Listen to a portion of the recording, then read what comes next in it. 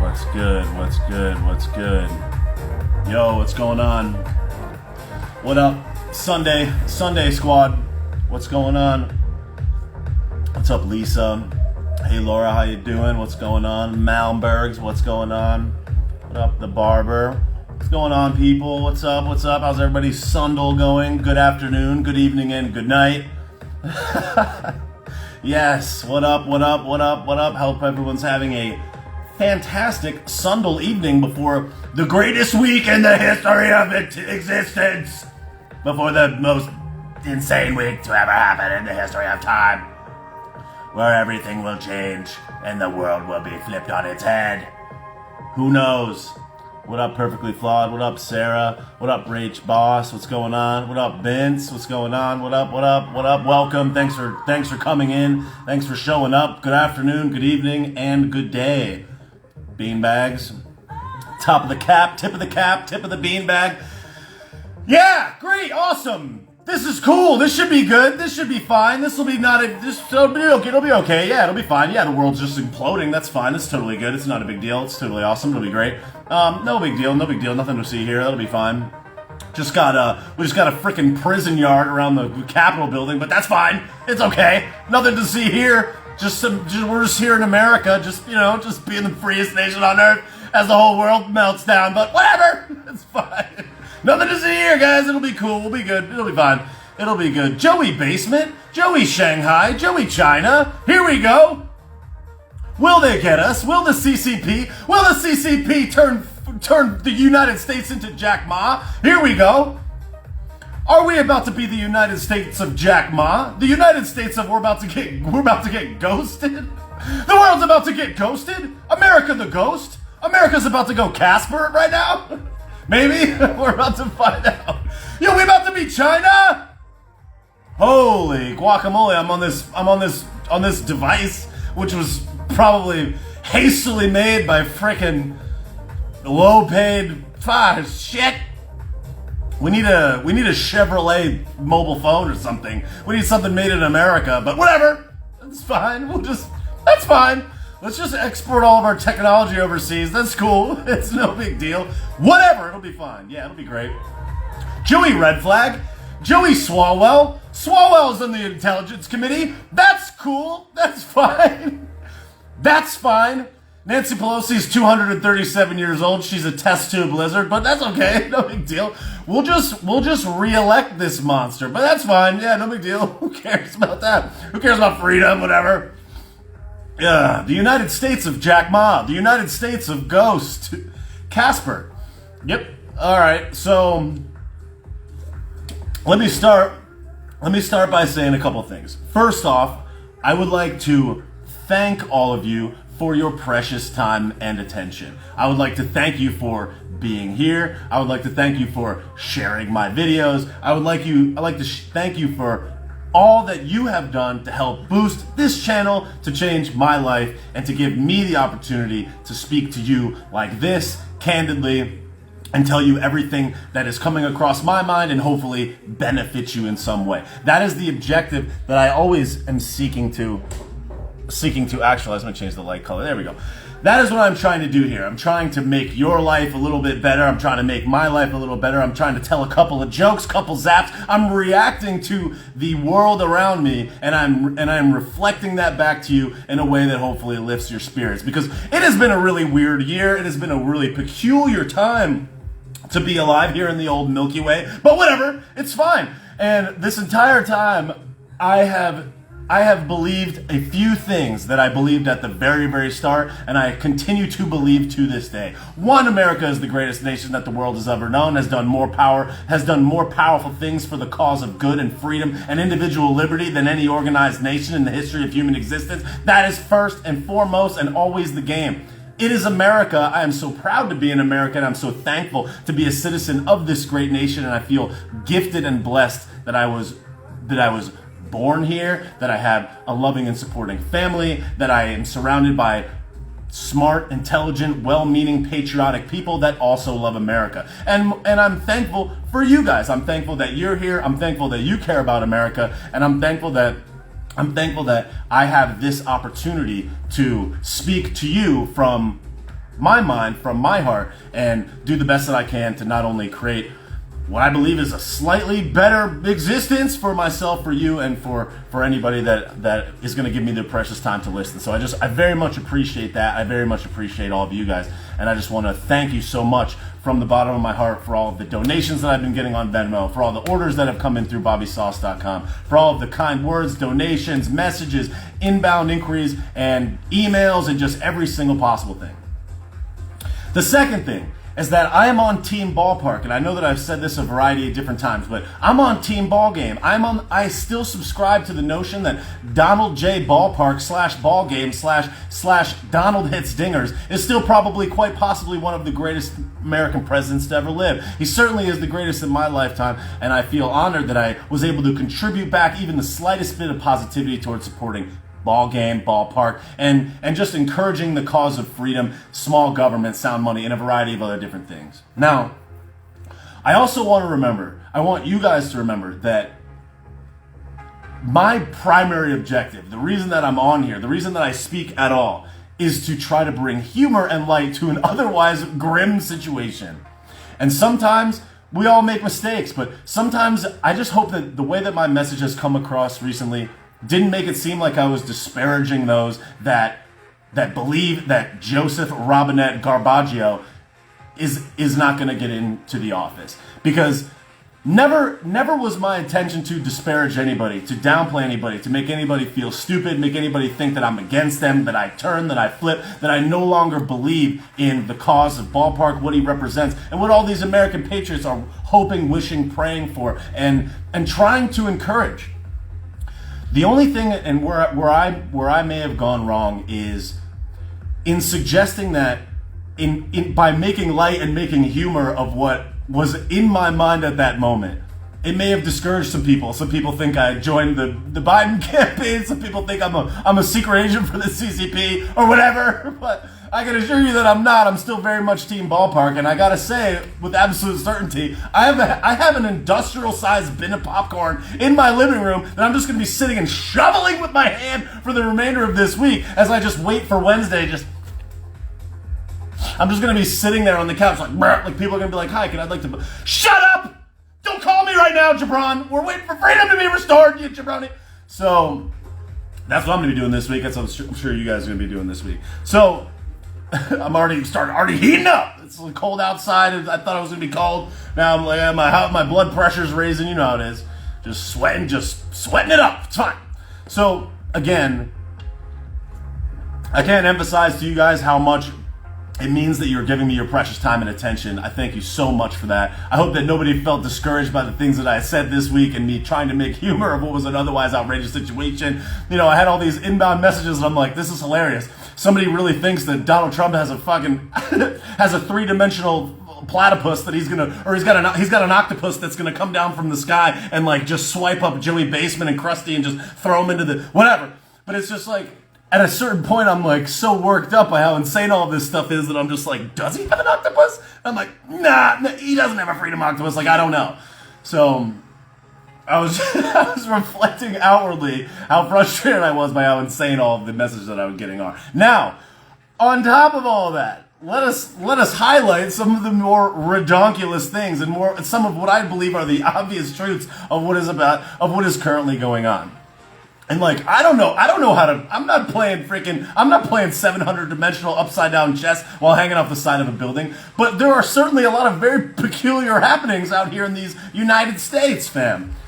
So, first of all, I'm sure everybody thinks it's kind of peculiar that the freaking Capitol building in downtown DC is a freaking prison yard. We got 10-foot tall fences. We got freaking barbed wire, which I don't even understand what that is. Apparently some people are going to come in and just run up on it in this barbed wire. I don't know. Meanwhile, you got 20,000 guys with machine guns. I don't really know how that is. I don't know what they're preparing for, but what is absolutely certain is there's some peculiar times ahead, and it's going to be a very weird week. So we're all just going to keep our head on swivs, and I think we have to look out we got to look out in our local neighborhoods and make sure there's no antiqueefs just coming down the pike to just jab us in the neck with a rusty spoon, kids. I don't know. But like, I'm gonna keep my eyes peeled for the queefs this week. I'm gonna be at Publix, like I'm in the avocado aisle. I'm like, I know they like avocado, bro. So I'm just gonna be out there looking for queefs because they're everywhere. You never know when a queef could just jump out of the granola aisle and just stab you in the neck. So whatever. But anywho, now on top of all that, there's all these peculiar suicides that are going on. There's this caravan that's coming up at the border. Everybody's just waiting on Joey Basement to just be like, and come in. 10 million people. Come on in, guys. Come on in. Just fly on in here, jabrones. Just a little citizenship, whatever, it's fine. So, at this point, the only thing that we can do, and I think what is quite obvious, the only thing we can do is like let go and just let it be. Like ballpark. I hope you got a 3D hologram gigantic octopus. I hope you're gonna release the Kraken, the octopus, every single military event, like the repelling Pompeo. I hope Pompeo comes in and just everything. I hope everyone just gets the clinks on the. I just hope that that's what happens. But the more videos that come out of the building that supposedly the riot, it's so funny how they call the freaking what happened at the Big Cap. They call that a riot. It's hilarious. This is hilarious. I saw like 73-year-old women. I saw people in wheelchairs. I saw children. That was no riot. I've never participated in a riot, but I can tell you this, beanbag. I don't need to see a tiramisu to know that it's a freaking tiramisu. I Google a picture of it. I'm like, yeah, it's tiramisu. I had never been in a riot, but that shit was no riot, Jabron. But whatever. I didn't see any fires. I didn't see any Molotov cocktails. I didn't see any people beating anybody else. Like, yeah, I saw it on a Twitter video, but okay, yeah, that can't be, whatever, it's fine, no big deal. Yeah, we'll just play it on endless loop on frickin' CNN Cloud News Network. We'll just play it there, that's fine, that's no big deal. But yeah, I mean, whatever. So, one thing that we can be certain of is that deception is happening at the highest level with absolute certainty. There is no doubt about it. The mainstream media is bought and paid for by the country with the red flag and a variety of other absolutely hot garbage actors. I forgot to take the garbage out on Saturday. My garbage can right now, full of trash. That's CNN, MSNBC, CNBC, ABC, CBS. That's freaking Jake Tapper, the king of truth, the king of freedom, the sultan of honesty or whatever. Rachel Maddow, all these people are dumpster bears and dumpster raccoons. Whatever. Oh no, what did he say? He said the wrong word. He meant to say raccoon. Now you're gonna cut it out of context. It's gonna be on CNN. Racist! He's a racist! Whatever. That's how it goes. That's the type of shit.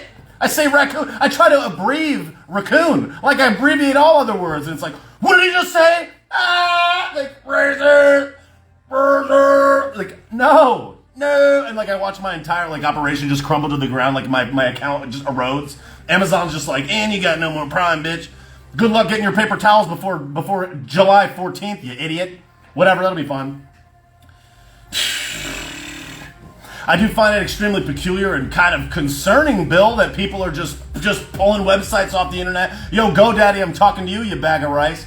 I'm a big supporter of GoDaddy. GoDaddy is one of the largest web registrars, domain registrars in the world, a large web hosting company, which should, I don't know, maybe not have a political opinion or whatever. That's fine. That's fine. No big deal. Maybe you guys should just not do that. But whatever, they pulled off AR15.com. That's fine. That's cool. Yeah, you guys just make decisions about something that's legal to do. That's fine. So it's very clear that Joey Basement, aka Weekend at Bernie's America, his theoretical America, unless Donnie and Pompeo save the day, which I certainly hope they do, will be a bad one. I mean, there's no doubt about that. And I'm not saying like we should be like negative about life. I'm not saying we should storm the Cap or walk there quietly with a flag or whatever, but it's fine.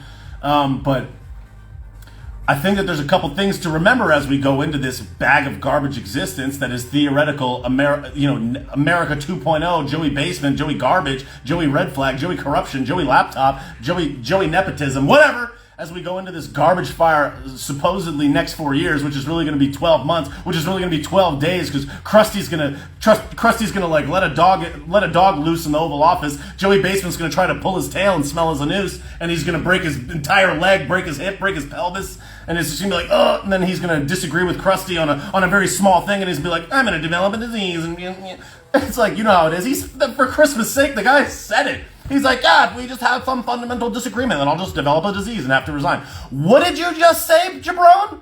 Pardon me, Bill? Did you just say the quiet part out loud? You freaking what? Excuse me, Joey Crust? Oh my God, in a crusty basement administration. Yeah, it is a crusty basement. Holy hell. Did anybody hear this guy? Yo, the president, the leader of the free world, Joey. It's like, Joe grabbed his dog's tail and now we have no president. Oh, okay, cool. That's fine. Whatever. Meanwhile, the mainstream news is like, Joe Biden took a shit this morning and it didn't smell horrendous. Amazing. It's like on the front page of USA Today. Joe Biden had prunes yesterday and he shit solids today. And everyone's like, that's the type of leadership we need. Solids. That's the type of shit that we're about to get. That's the type of shit we're about to get. Yo, I just saw somebody a couple minutes ago. I forgot to acknowledge it. Whoever just Venmo'd me $15. Thank you so much. Appreciate that. It must have been the prune comment. They're like, yo, this dude's talking about shit. Fire it off, guys. Send it. Send it, bro. So, yeah, we're going to get articles that talk about Joey Basement's bowel movements. We're going to get, oh, look, this dog, his dog's got a bandana for Easter.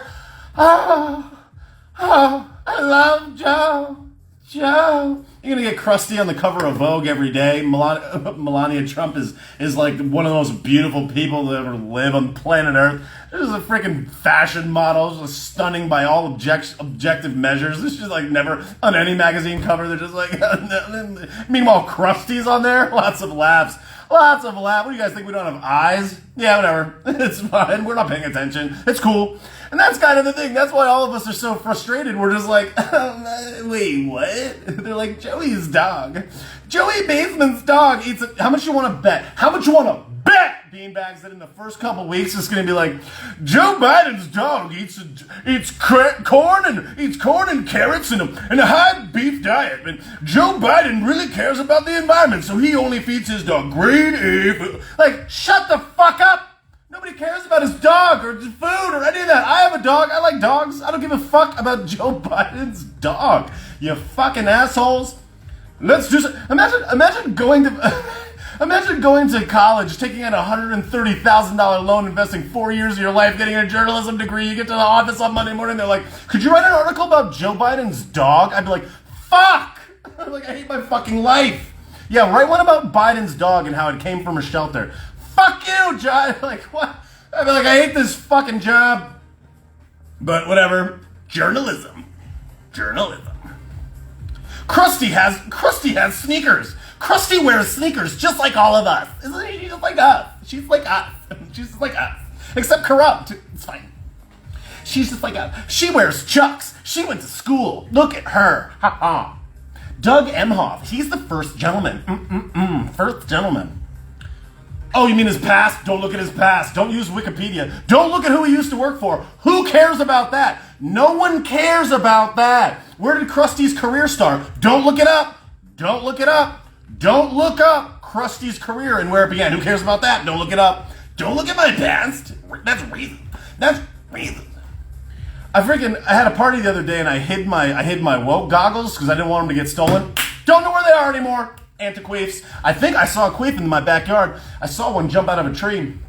So yeah, so those could be gone forever. I'm getting hot. I'm heating up, Bill. Woo! Holy guacamole. Okay. Oh, fucking hell. Heating up, kids. Heating up. Got the blood pressure raised. I'm surprised nobody slid in my DM and been like, do you need a doctor, guy? Because you look like you're having a tough go of things. And I'd be like, okay. Yes. So, Doug Emhoff, don't look at his past. Who cares? Who cares who he worked for? No one gives a shit. Don't look at Krusty's track record in the Senate. Don't look at what she's voted for. And then it's just absolutely hilarious how, if anybody has, remembrance of what happened like a couple of months ago, it would be kind of funny how it's kind of interesting to remember a couple of things. Joseph Robinette Garbaggio, Weekend at Bernie's, did not have very good support during the primary voting process. Joe Biden was not doing very well until he went to South Carolina. And in South Carolina, he got a much-needed critical endorsement. And then all of the other jabron Jameses that were running against him just mysteriously dropped out at the last possible second so that they could secure cabinet positions like Pete Buttigieg. Director of Transportation. Pete loves trains. He's like, I love a good train. And it's like, Director of Transportation. I love trains. Perfect. Qualified. I mean, he just comes up with a resume and it's just in big block letters, Times New Roman. It's like, I love trains. And he's like, I also love trains. It just says, boom, trains with a heart emoji. And it's just like, he loves a good train. And then it is an acceptance speech. I've said this in my video before, but whatever, who cares? In his video, he was like going through all of his credentials of why he's qualified or whatever to be the director of transportation or whatever the hell he is, doesn't even matter. And he's like, don't say that an airport is not romantic. I proposed to my husband at O'Hare. And like everyone in the world was like, what? First of all, who cares? Second off, what? Third off, fucking why? Fourth, again, who cares? But whatever. It's progressive. It's so progressive. The planes can fly, our love will fly. Marry me. Okay. Whatever, the world is trash. Earth is garbage. So, I for one, anyways, I for one, I am greatly looking forward to the week ahead. It's going to be a bag of hot garbage. And the freaking news, they're gonna run up all the nonsensical garbage. They're gonna hide all of the stuff that actually matters. And it's gonna be like one non-stop flow of just liquid trash into your eyes, into your ears, across the airwaves there, cornbread. And it's gonna be hot trash. And then you're gonna have a remote. You're gonna have a Zoom inauguration with 50,000 troops. Yo, anybody paying attention, because the world is garbage. So whatever.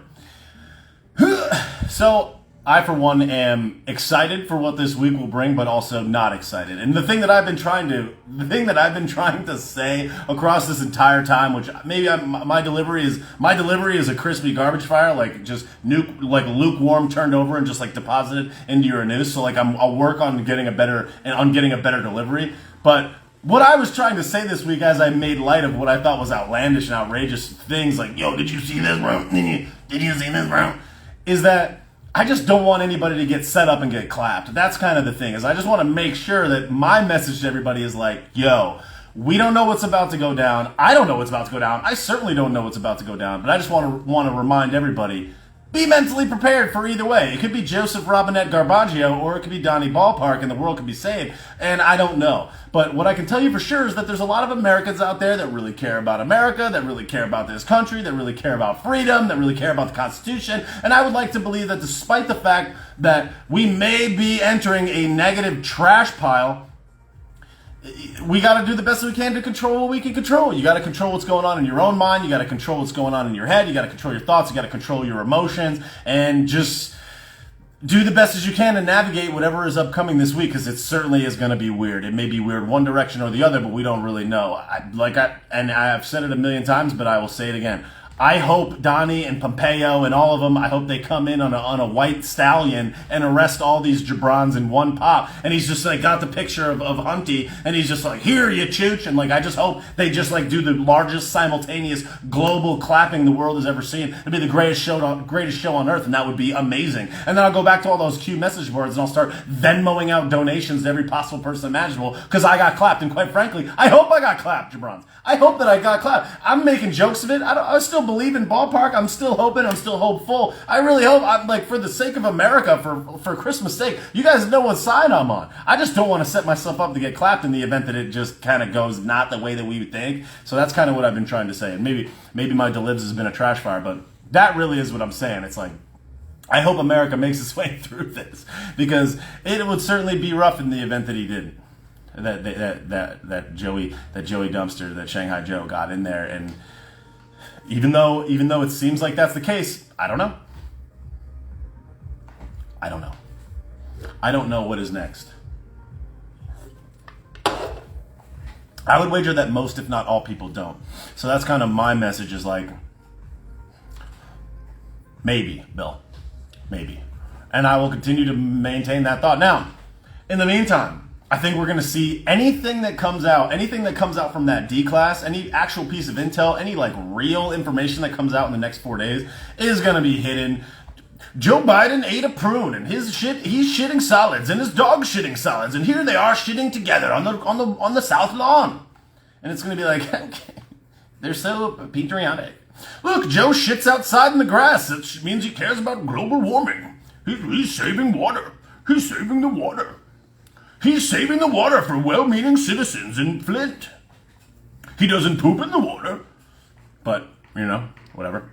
So, I strongly hope that Trump, and I don't know, I'm being hopeful. I hope we get a pardon for Julian Assange. I saw just mentioned in the comments. I hope we get a pardon for Edward Snowden. I think that would be a good thing, but who knows? I don't know that will happen. I have no intel to suggest that either of those two scenarios are possible. But that would be great. I hope the D class reveals a whole lot of garbaggio, which I think that it has, and it probably has. I don't know. I'm sure there's tons of pages and cables and all that stuff. But any event that any of that truth actually is coming out, you're not going to see it. You're going to have to go digging for it and finding it. So, I don't know. So, as we all anxiously await, what is going to be an inevitable explosion of information. Don't cut out explosion. Don't put this on TikTok.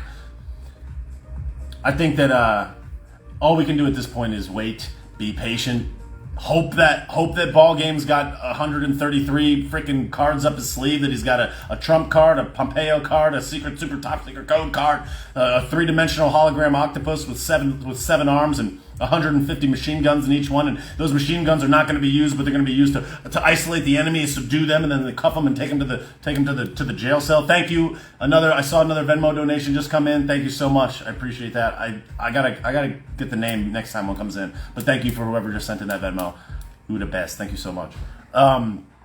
So all I'm saying, and all I have been saying, is don't hinge your entire mental sanity on whether or not this is going to play out the way that it plays out. In the event that it doesn't play out the way that you think, don't lose faith in America. Don't lose faith in the Patriots. And if going to DC taught me anything, it's that there are a lot of people that really care about America more than I even anticipated. Because it was a fucking Wednesday, I think. I mean, consider me wrong. Disinformation agent. Wasn't a Wednesday. Actually a Thursday, you chooch. Bobby Sauce doesn't know anything. He's working for Krusty. It was like a Wednesday. And it's fair to say that most people had to, go to work that day. And the thing on top of all that, which I found exceptionally outrageous, is we got there at something like 6 o'clock in the morning, which means we had to wake up at 4:30 in the morning and go stand outside for an 11 a.m. speech that actually ended up being closer to 12. We had to go stand outside for 6 hours in sub-freezing temperatures. Thank you, Andrea, whoever. Thank you for sending that Venmo. I appreciate you. Thank you so much. Sorry if I just butchered your name. But we were out there for 6 hours in sub-freezing. I live in Florida, chooch. I was dying. I couldn't feel my freaking feet. I had 3 pairs of socks on, 100 different layers. I wanted to die, cornbread. And I'm sitting out there on the brink of death. I got people breathing the corona clap into my face. I got the flu, the sun's not shining. The clouds are like, fuck you. And I'm just like, ooh. And they're playing fucking NSYNC on loop in the freaking speakers. I'm like, what the hell's going on? It was not ideal, cornbread. But despite the fact, on this Wednesday, Donald J. Ballpark, there was 1.5 million people out there. On a Wednesday at 6 o'clock in the freaking morning. I was like, what is occurring, Bill? So it just makes you wonder. Those are the things that make you go, I don't know that anybody would be out there for a Joey Basement rally. But whatever. I guess it wasn't the Domino's. Baseless claims. This couldn't. So many baseless. Trump stood out there and lied. Yo, thank you, Michelle. Michelle with the biggest donation of the night. Thank you so much, Michelle. I appreciate it. Joey Basement. He has 27 people at his rally. I love when Joey Basement does a live stream and there's like 14 people on it. Bobby Sausalito has more people on the live stream than Joey Crustmas. Whatever. Who cares about numbers and obviously an objective data that could be gathered just by using your normal eyes and face? Who cares about that? Anybody out there know anybody that worked at the polls? Because I do, and they said that all that stuff that you saw is true, but you can't say that because I'll get silenced on this clap machine and this freaking oblong square of misinformation. This freaking son of a bitch! I'm over here being like, the country with the square and the slice of cheese and so I don't get my freaking, this thing I've been working my bean bag off for. I don't get it clapped from underneath my legs. I don't get chopped at the knees by overlords, by freaking fountain. Whatever. I can't even disparage them. Thank you, Tiffany. Appreciate it. Thank you, Tiffany, for the donation. Appreciate you so much. Thank you so much. Thank you, Tracy. I appreciate that. Thank you. Appreciate it. Thank you, Jennifer. Wow. Okay, Jennifer just got the biggest one of the night. Thank you so much, Jennifer. I really appreciate that. So, we're stuck in this perpetual garbage fire. We got Joey Basement. We got the mainstream media completely bought and paid for. Every single lie that could possibly be blasted into your face is going to be doing so. And meanwhile, half the country is asleep at the wheel thinking that they got some type of victory. I just hope that everybody understands that smaller government is better government. Smaller government is better government. The people should be represented by the government. The government is there to represent us. And right now, I think it's quite obvious that it does not. In a lot of ways. And what's extremely frustrating to me and probably to all of you is that if we have all these elected representatives that have all this authority, that have power, it's the United States of America, all the people that are in control of those states, it's kind of sad and kind of unfortunate and kind of discouraging to know that these supposed leaders, these supposed people that represent us somehow manage to let all this stuff go on. It's just like, you let those machines get in there that you knew there was a problem with. Just kidding, there wasn't a problem. Come at me, bro. The machines didn't do anything because they didn't do anything. Whatever, they only knew that they could be whatever years ago. Can't say it. Okay, back my life. Then you got all these freaking mail-in jabrones, which we know are ripe for all this, whatever, mail in a letter, just mail in our letters. We're just mailing letters. Meanwhile, you got the clap, you got the corona clap, which I can't say either, because whatever, everything's garbage and the world is trash. You got that. You got clearly a lot of deception going on there. You got numbers getting goosed. Meanwhile, the biggest jabrons on the planet, like the dehydrated owl of New York, Andrew Cuomo, who is the worst mayor on the planet, or the worst governor quite possibly on earth. And then you got Mayor Hot DeGarbio, who's just even worse, just like, these people are trash. You got this guy writing a book about all of his lessons that he learned. Meanwhile, he's got the most deaths. Meanwhile, you got all this stuff with the nursing homes, forcing patients back into the nursing homes, and an unforetold amount of death coming as a result of that. But who cares about that? They don't tell you about that. They don't care about that. Can't possibly tell us that information. That's fine. Then you got Mayor DeGarbio, Hot DeGarbio, Bill de Blasio, who ran New York City into a trash pile, and he's out on the street painting BLM murals and shit while people's businesses are getting destroyed. Thanks, dude, you fucking chooch. Thanks, you 137-foot tall fucking chooch. You're gonna dance in Times Square on New Year's Eve and tell people to stay home and stop the spread, you fucking dick. Fucking dick bag. Like, they're rubbing it in our fucking face, Corn Pop. And then you're gonna have Tom Hanks at the inauguration. Tom Hanks and Lady Gaga are gonna say, oh, cool. Who fucking cares? Shut the fuck up. The Pebble's gonna roll in. Yeah, I talked to Joe Biden on the phone last night. My fucking dick! You fucking talked to Joe Biden on the phone. Shut the fuck up! You expect us to believe that? You fucking shit! It's like, fuck you. These people are so fucking insane. The deception is so thick. So thick.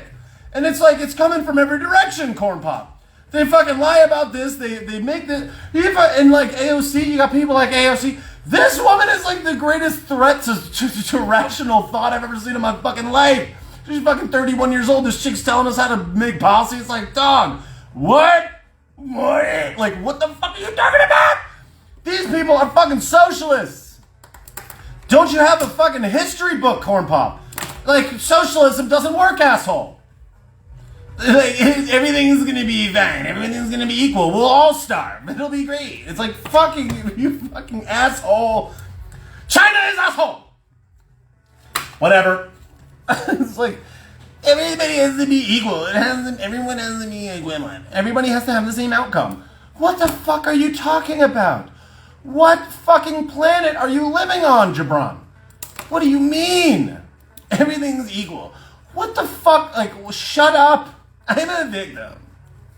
And the thing about that is that the thing that you will never hear, ever, the thing you will never hear. I love how I have this pen. It makes me look smart, like I'm right, like I have something to write. You know what I wrote? Trust the plan, bro. You can't see it's backwards. Fuck everything. I should have. What? You have these people that just virtue signal and tell you, like someone like Michael. Oh, Big Mike. You got somebody like Big Mike. That was my favorite of the year. It was Big Mike. You got somebody like Big Mike saying that we can't. The live stream is going to get clapped for that. Fuck. I hate everything. You have someone like someone prominent. I hate everything. You have someone prominent, someone like Jabron James being like, yeah, you're the big disadvantage. And it's like, bro, you've never been at less of a disadvantage than this moment in time, at any point in time in the history of human history. But but let's tell the children that look up to us how bad America is, how America is just very bad, and you have no chance. Oh, because of this, because of your gender, because of the color of the pigment of your skin, because of where you grew up, you're fucked. All right. The words that you will never hear in a Joey Basement, Joey Brokenfoot, Joey Snifferini, you will never hear in his administration. You know what you'll never hear? Personal responsibility. Personal responsibility. Somebody just said I'll suck dick for food. Jesus Christ. Yeah, just broadcast that. It's fine. Okay. Ugh. Anyways. You threw me off. You threw me off, Court Pop. I was on a tangent there. Now I'm like in another dimension. Back to the question at hand. Is that what you'll never hear about is personal responsibility. What you will not hear at all, not one single time, is that you need to take responsibility for your own actions. The decisions that you make, the places you go, the people that you hang out with, the job that you take, the education that you seek, the people you associate yourself with. Absolutely no one, zero people in the public eye, in the public square will ever suggest that. They'll just go on and say, you're a victim because of this, you're a victim because of that. The other day, and like I like to examine the viewpoints of people that I disagree with, because I think it's important to rationalize both sides of the equation before you draw your own conclusion. I'm not just gonna go on Parler, which doesn't exist anymore because the world is trash, and just listen in an echo chamber of all my existing thoughts. I'm gonna go somewhere else. I'm gonna go somewhere else to get information so I can see both sides. But I was on this page the other day, and they were talking about how this guy recently got killed on death row, and they're like, they're basically like, Donald Trump murdered this man. And it's like, he learned to sew, and he learned to knit, and he changed his life and turned his life around. And I'm like, that's amazing. Like, I'm not going to weigh in on how I feel about capital punishment, because that's a conversation for another time. And quite frankly, my opinion on the matter does not matter at this current juncture. But what I was like, let me look this guy up. Let me see if this guy did something that was so bad, and like maybe they shouldn't have killed. I don't know. Like I don't know. I don't know, Bill. I don't know cornbread. So I just went to go. I had a barbecue spare rib, and I'm like, let me go and try to figure this out with my cornbread pop. So I'm like, yeah. So I give the guy a gagal. I hit the gagal. I'm like, gagal. I threw his name in there. Don't remember. It doesn't matter. And I'm like, oh, what did he do? When he was 19 years old, him and some other guy intentionally asked two well-meaning people, I think they were church, some religious characters of some sort, if they could get a ride. And these nice people allowed these people to give them a ride. Him and his boy get in the car. They fucking rob them. They fucking take advantage of them. They shoot the guy shoots the fucking dude in the head. Shoots the woman apparently. They put him in the trunk. The guy lights a fire and burns this woman alive. She dies of smoke inhalation. And you're out here on social media using your precious time and attention to say that this guy doesn't deserve to die after he savagely and mercilessly murdered these 2 innocent people? What the fuck, dude? Like, I don't know. I guess. But, like, what the fuck? Of all the things? Oh, he learned how to sew. He helped other people. That's amazing. But, like, you murdered 2 people. I don't know, man. I don't know. Like, sorry, but I don't fucking know, man. Whatever. And then you got people that talk about Jacob Blake, and they're like, Jacob Blake. I saw this comment the other day that said Jacob Blake was just reaching into his car. He was just trying to get into his car. He was just getting into his car. Innocent man getting in his car. Like, these cops just rolled up and just blasted this dude 7 times in the back because he was just getting in his car. This is why words are important, Corn Pop. This is why words are important. Because if you read that headline like most people do, you think that the innocent man, black man, which they make sure that they let you know, was just getting into his car. He was getting into his car. This dude was not getting in his fucking car. This dude fought off 2 cops. There's a video of it. Dude got tased. They're telling him not to go anywhere. There's children in the car. You're supposed to just let this dude with an outstanding warrant for his arrest just drive off with the kids in the car? They're like, his kids were in the car. Yeah, that's the whole point. I'm not saying that they had to shoot him that many times, but were you fucking there, though? Were you there, though, dude? Were you fucking there? You watched this grainy-ass video on Twitter, and you're like, outrage! It's like, bro, you don't know what it's like to be a fucking police officer. These people are at risk of their life every day, and you're gonna fucking weigh in from the stands.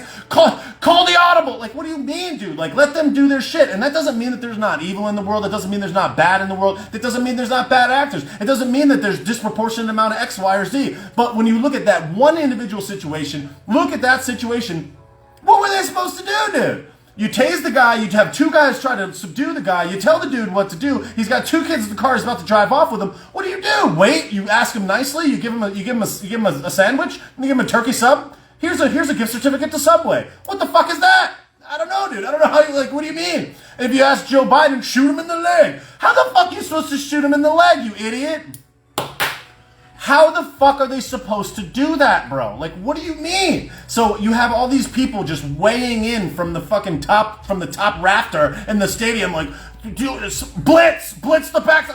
Dude, like, if you didn't read every page of the court documents, if you didn't read all the pages of the police report, if you weren't fucking there, if you don't know, if you're not an attorney, if you're not a police officer, if you're not a person that fucking is in the know, shut the fuck up, maybe. Just gonna throw that out there, Pop. I don't know. Because personal responsibility is personal responsibility. And then you got this dude, oh, Joey Baseman and Krusty went to visit Jacob Blake. It's like, bro, do you know how many other people are probably more deserving of a visit from a person of authority than Jacob Blake? And I'm not trying to fucking disparage Jacob Blake. I'm just using this as an example. These are the types of things that it's hard for people to talk about. I can't talk about this. My fucking skin is white. Oh no, like this guy's a racist. It's like, I'm not a racist, bro. I'm reacting. I didn't choose to be fucking white, Corn Pop. You're making it difficult for people to have a normal discourse by fucking disparaging somebody because of race when this shit has nothing to do with race, asshat. Like, this is just people talking. This is people of intelligence trying to comment on a popular culture event that may be good or bad. It's like, fuck, I don't have enough melanin to fucking comment on this. Fuck off, dude. That's how we get in this mess. Because you guys make this shit about race. You make this shit about gender. This shit's not about race and gender, you fucking idiot. It's so stupid. That's the same. We're living in a clown factory. Did he just say factory? Factory jobs are low-paid jobs. Does he want a 10-cent minimum wage? What the fuck? It's like, let me draw conclusions. He's a fucking, like, I know what he's thinking. I know the sum of all his experiences and knowledge. Meanwhile, you got Joey Basement and all these people that just don't have any fucking understanding of how economics work. They don't understand. People don't have depth of understanding. Yo, have some depth, you fucking jabron. Like, all these people that are pushing for this $15 minimum wage. Dog.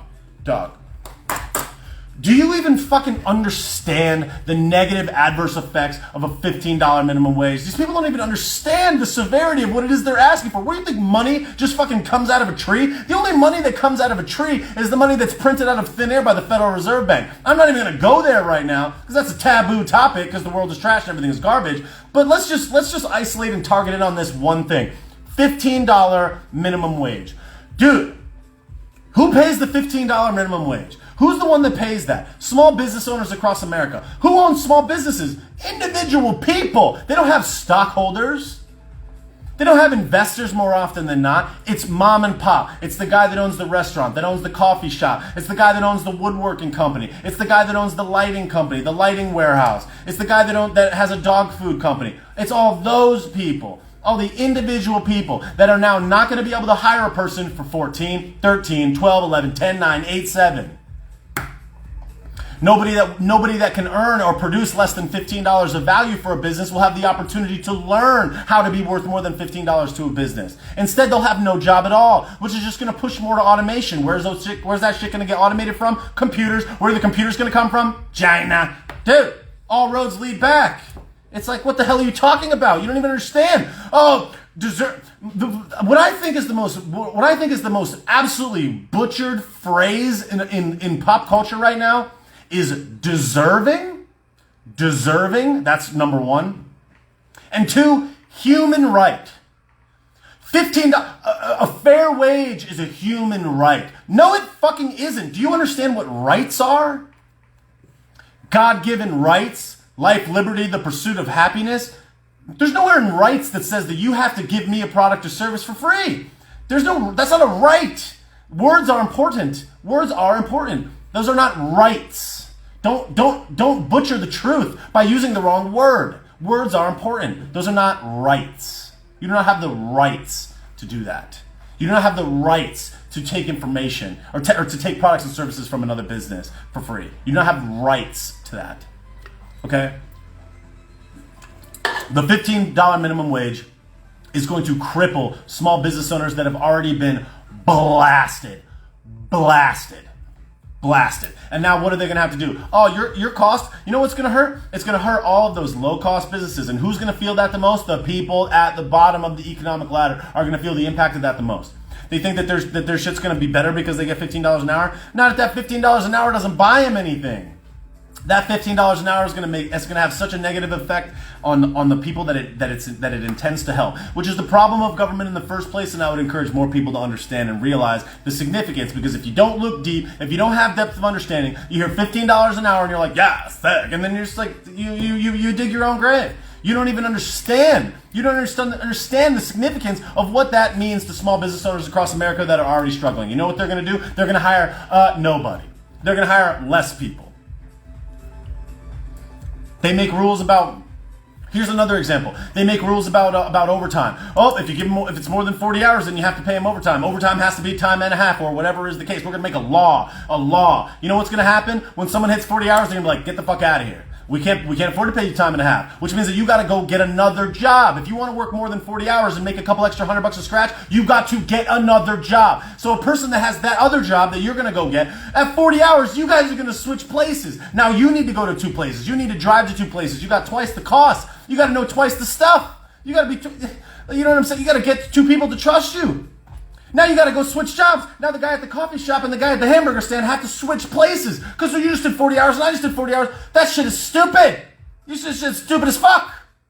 So stupid. But most people don't understand. They don't look past the headline. They don't look past to understand the depth of what something actually represents. They don't care. They just care about virtue signaling. They just care about getting the next vote. They just care about coming around in 4 years and being like, vote for me. I will save you. I will serve you food. I will help you out. I will scratch your back. I'll tickle your beanbag. I'll rub your anus when you're feeling sad. I'm Joey Basement. I'm going to make it equal. I'm going to make it even. Everything is even. Everything is Krusty's here to save the day. Krusty's here to save the day. We're gonna make it equitable. We're a fair wage. Nobody's supposed to have no one's supposed to be. Nobody should be. This is. Don't look down your nose at me, Jack. You deserve a fair wage. What the fuck are you talking about? When I made under $15 an hour, I was, I don't know, 18, 17, 16. Think about all those jobs that you couldn't have had because you didn't deserve to make 15 because you weren't able to produce $15 of output for that business. In order for somebody to pay you $15, you need to create more than $15 of value to the business. Because every hour that you get paid 15, that's 15. Plus they have to match your taxes. Does anybody know that? If you don't own a business, you don't know that shit. Your taxes that you get taken out of your paycheck, a large chunk of those get matched by your employer. That means that they got to pay you 15 plus. So 15 an hour costs $17.50 an hour or whatever is the number, right? On top of that, if you slip and fall, they got to have an attorney to defend themselves in case you sue them. You got to have workman's comp. Has anybody ever wondered about employment? Do you guys know how employment works? Here's how employment works. I'll tell you right now, bean rods. The way that unemployment works is you file for unemployment. Every single month as a business owner, you pay into an unemployment fund. At the end of the year, if you've got 10 people that claim unemployment or 100 people that claim unemployment, next year they're going to adjust your unemployment payment up based on the amount of people. So your employer has to pay part of your unemployment. So after you fucking leave, after you're off the payroll, they are still paying you on unemployment. Think about the inherent risk that comes from that. And it's not a dollar for dollar match, but that's how it works. These people never signed the front of a paycheck for another person. These people never ran a business. These people are weighing in on shit that they do not understand. You don't understand this, asshole. Fucking don't weigh in on fucking Instagram, you fucking chooch. Oh, if you never paid somebody by the hour, shut the fuck up about the minimum wage. Shut the fuck up. It's equitable wage. Shut the fuck up. You don't even understand what you're talking about. And I shouldn't be swearing, but shut the front door. Shut the fondue, jabron. Oh my God. Nobody deserves. What the fuck what in the frick, what in the fudge, what in the farfignugan do you care about? Do you know about? You don't understand about this. So don't weigh in, jabron. You can weigh in with your opinion, but don't act holier than thou because you think, and certainly don't weigh in about the other side and be like, do these tyrants, you're disrespect. I had a friend post an image the other day about the minimum wage, and it's like, it's because you don't respect them. You don't respect them. That's why you don't want to pay them $15, because you don't respect them. What the fuck are you talking? What does that have to do with respect? What do you mean? Economic output is economic output. That's how capitalism works. What planet are you on? What do you mean respect? Your hourly wage has nothing to do with respect. You virtue signaling, emotional, fucking confused person. You are confused, my friend. You are confused. I deserve it. I deserve it. It's deserved. Okay. Cool. And then they want to pay off these college loans? Dog. Imagine how disenfranchised you'd feel if you took out $100,000 or $10,000 or $50,000 and you worked your ass off to pay that loan down for Joey Basement to just come in like the tooth fairy and just take all your debt away. And some people are like, why do you hate it when other people get something good happening to them? Because it's not his money to spend, you fuck. That's our money. That is devaluing our money. Don't you understand? And by paying off the colleges, that's not gonna stimulate the economy. That's gonna pay off the schools that have already been providing a dog shit education, a super lefty education, a progressive, liberal, indoctrinated education. And then the one that really took my beanbag and just slapped it all around, put it up against a brick wall and crushed it to death, is how they're talking about these Ivy League schools rescinding degrees away from people that works for Donnie Ballpark. Bro, what planet are you on? Why are you using your precious time and energy and attention to even suggest some shit like that? What are you talking about? And now they have this power to just take this shit away that you paid for and were educated for, that you worked for? What do you mean? What do you mean? The hypocrisy, the double standard is out of control. Out of control. And the sad part about it is that all of us realize the significance of this. And that is the inherent problem. is we understand what this represents, we understand what this means, and all these people and everybody is finding themselves really, really frustrated to learn that every single person is really, really frustrated to learn that they've been paying attention, they've been doing work, they've been going out of their way to understand what is really happening, they've been doing the research, they've been told what's going on, they've been told what they believe and are interpreting to be the truth. Yet despite all that, despite all of that work and all of that time and all of that effort and all of that research where they know like this is not what it seems, you still have those people now disenfranchised. It's like, oh, we weren't able to make that change. Oh, I see the truth, but they're not saying it. They're saying on TV that it's the opposite. They're making me feel stupid. They're making me feel dumb for understanding the truth. They're making me feel stupid for having depth of understanding. They're making me feel stupid for having personal responsibility. They're making me feel stupid for being aware. Because the people that are unaware are the ones that are celebrating. The ones that are not paying attention are celebrating. And if they are paying attention, they're oftentimes paying attention to the wrong thing. They're paying attention to people that echo to them their same emotional triggers that bring them to this place in the first place. Oh, Jacob Blake was just getting in his car. Words are important.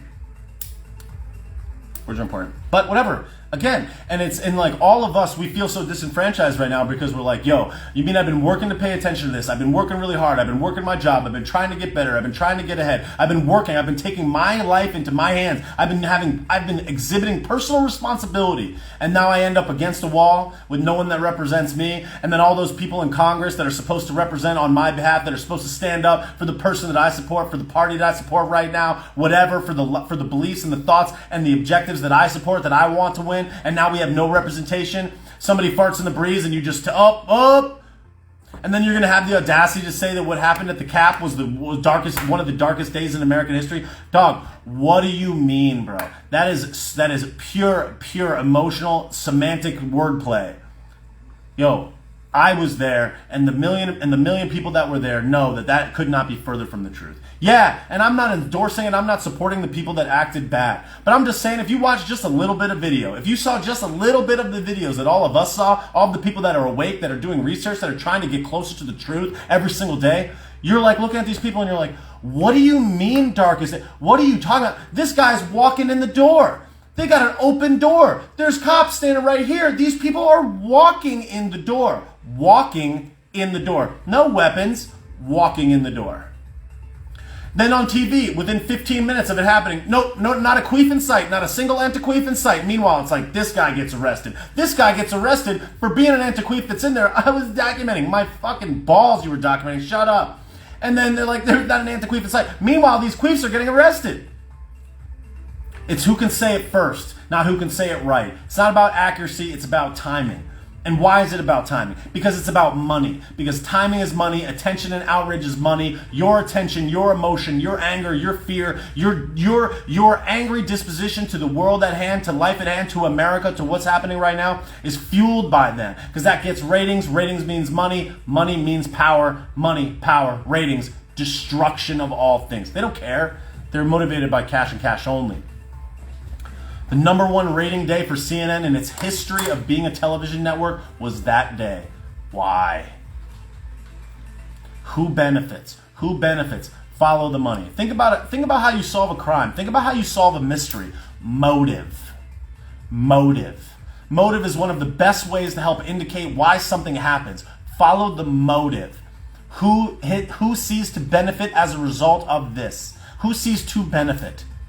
Who benefits money-wise? Who benefits cash? Who benefits power? Who benefits authority? Who benefits moral high ground? Who can utilize this? Who can empower their mission, their message through this? Look no further than that. But, whatever. Critical thinking is tapped, fam. Critical thinking is tapped. And nobody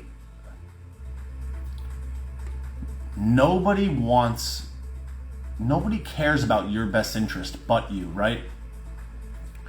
You've got Big Pharma trying to sell you medication, not how to be healthy. You got these big food companies, these fast food companies. You got these big major food companies that are still selling sugar.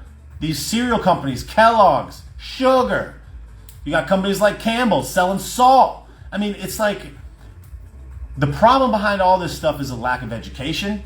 The reason that we have such poor education is because the government gets in the way. The government gets in the way of the people. All of that money that you would have otherwise spent on good things, where you would have voted with your dollar is being voted for by a person that's not you, spending money that's not theirs, on people that aren't them and aren't you. That the government is taking your dollars, your votes, and they're voting on who wins and loses. They're picking which businesses succeed. They're picking which products succeed. They're pitching which ideologies succeed. They're picking and choosing, and that is why we have all of this destruction. Because we're giving more power and more authority to the very same structure that is oppressing us. Our elected officials do not act on our behalf. The corporations do not act on our behalf by and large. Yet we all place all of this responsibility in their hands. They need to save us.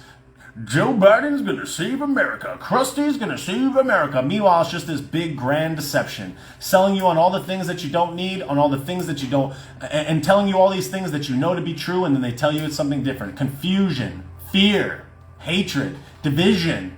That is the game, and that's what they're playing. And we are being played like a fiddle. And it's sad. It's sad. So,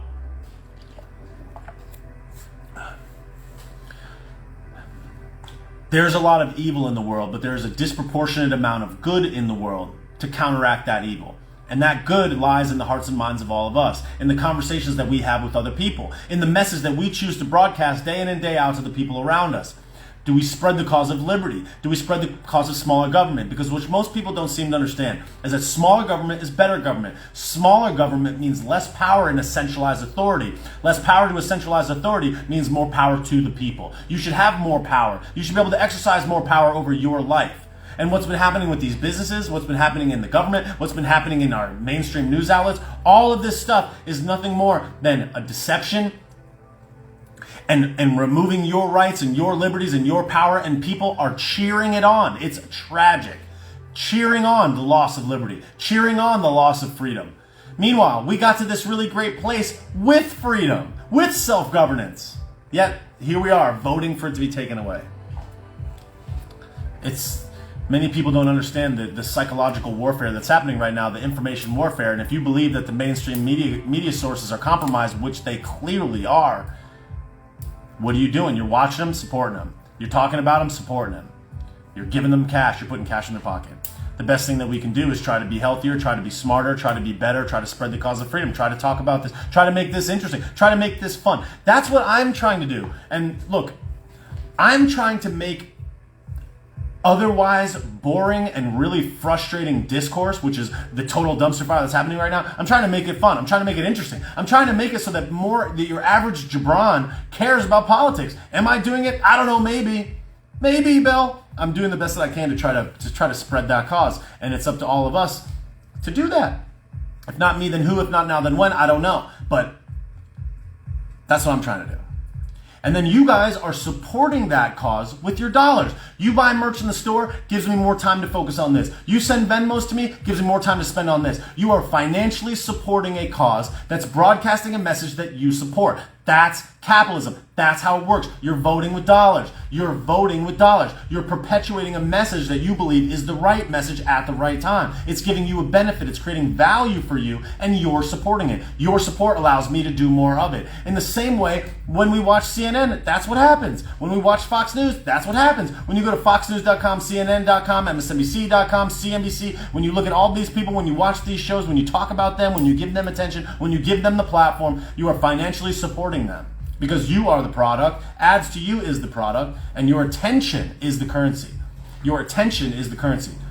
All of our attention being removed from that. All of our attention coming back to self, to the self. How do I focus on making my life better, the lives of people around me? How do I focus on my local community, on my town, my city, my county, the people around me? How do I get elected officials in there that actually represent me?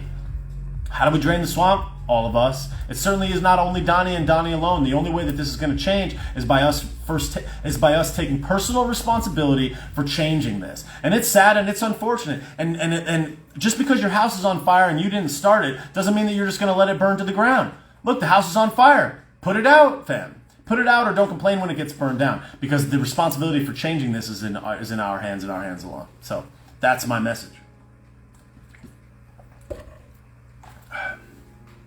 I see Rob commenting to get off Facebook and Instagram. Look, this is a distribution path. This is a distribution path.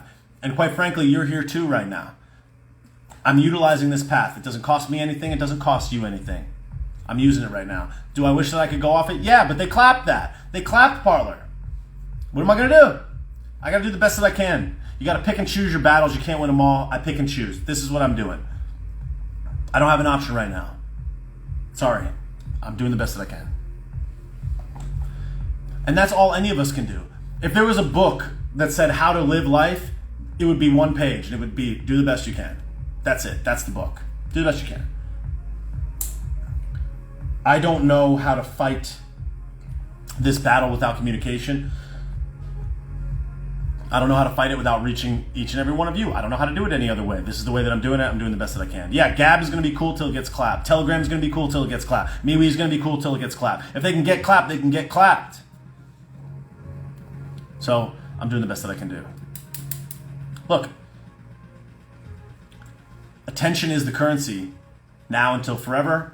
This is where the attention is. This is the platform that I'm using to harness it. That's it. I'm doing the best that I can.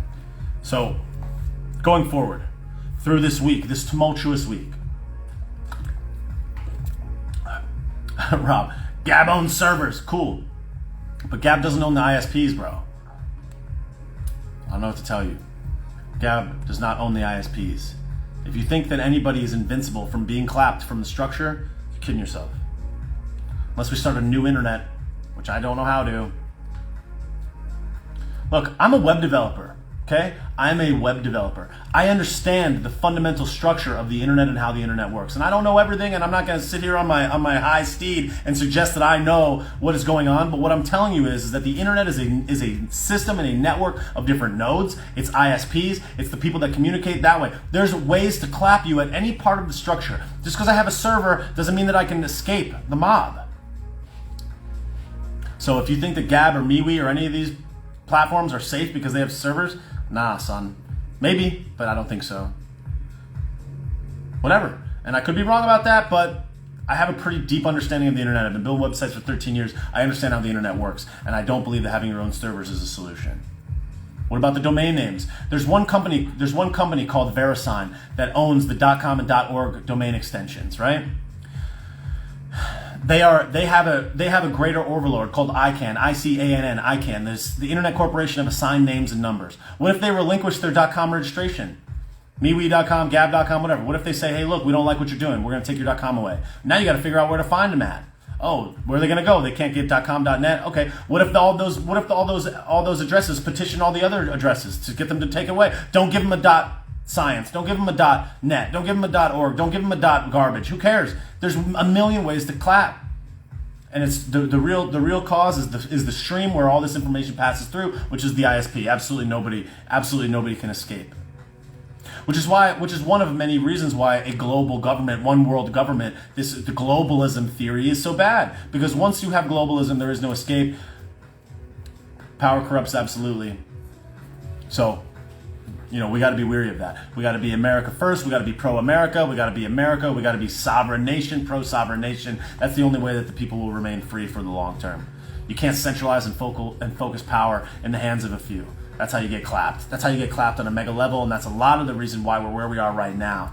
That's why we got into this mess. How do we get out of it? I don't know, man. I don't know any better than you. I'm doing the best that I can to navigate this as I see fit. I'm trying to make some humor out of this. I'm trying to bring some light to this. I'm trying to do the absolute best that I can to talk about freedom, talk about America, pro-freedom, pro-small government, pro-laughing at these jabrones and their deception. And again, not trying to disparage people that have a different viewpoint than me, but just highlight the ridiculousness of a viewpoint that seems ridiculous to me. And And I think what everybody also needs to remember is like, I am a comedian. My job is to be funny.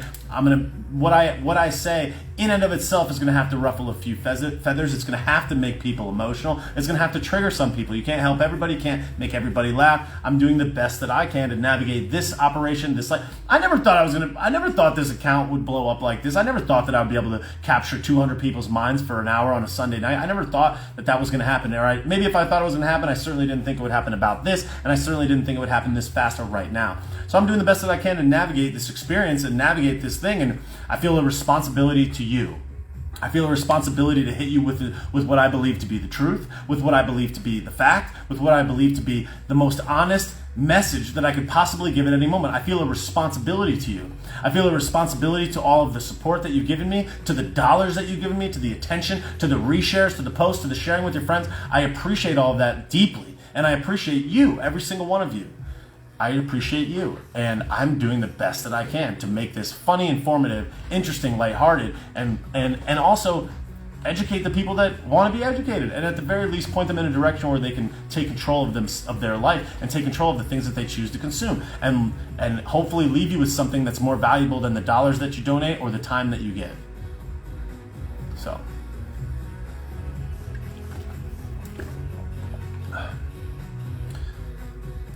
Mental toughness is the name of the game this week.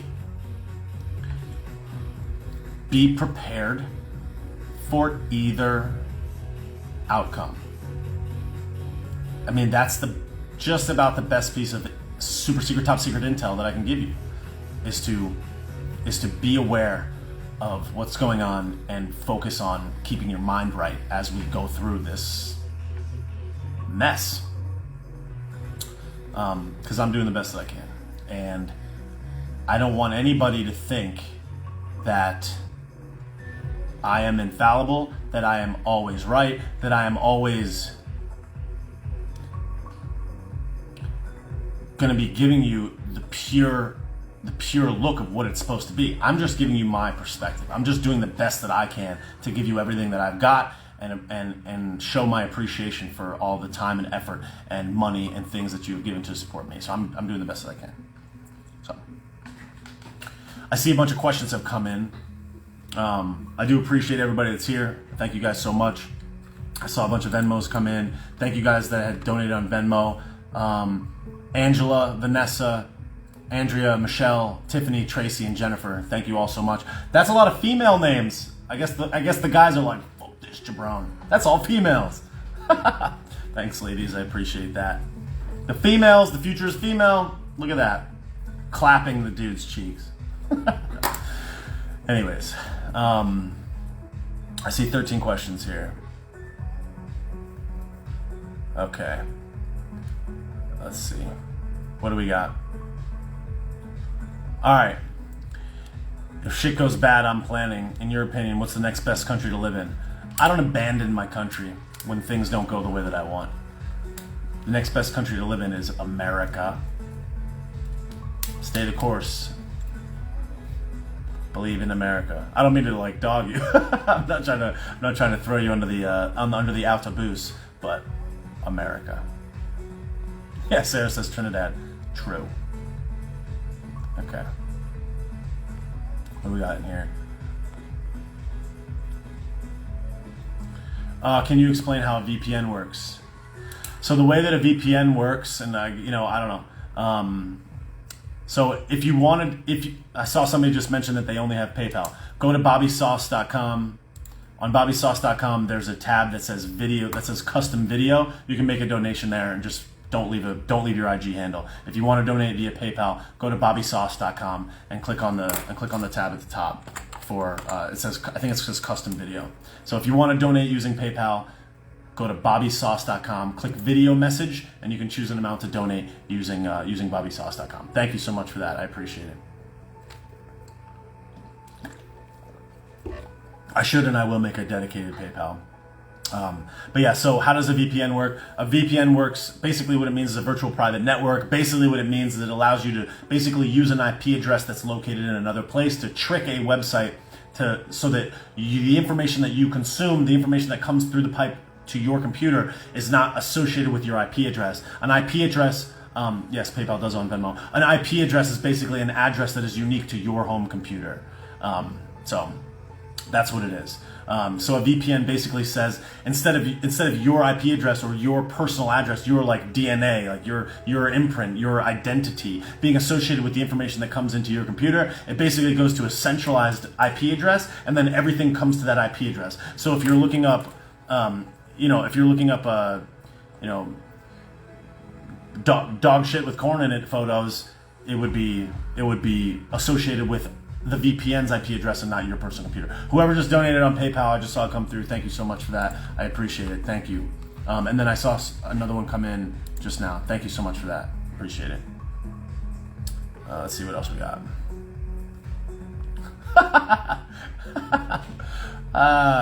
Yep. Hopefully not. Hopefully Donnie has a super secret, top secret, 3-dimensional hologram octopus that comes out of a Black Hawk helicopter with Pompeo, and they cuff everybody, and they all go to Gitmo, but we'll see.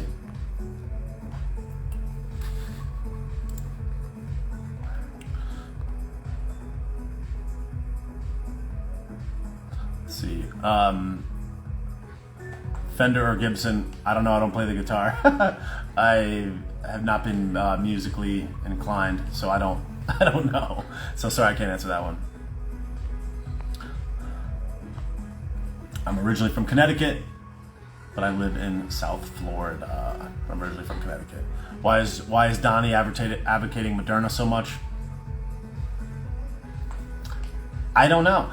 That's the thing, is there's a lot of different theories for a lot of things. And if you listen to Anomaly at DreamRare on Instagram, he talks a lot about how these big pharma companies are financed in a lot of times by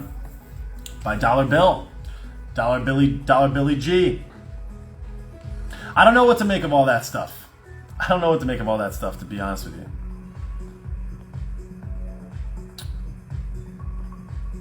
Playlist. I use SoundCloud primarily. I also use Spotify. But when I listen to music on these live streams, every live stream that I listen to usually is Nora En Pure.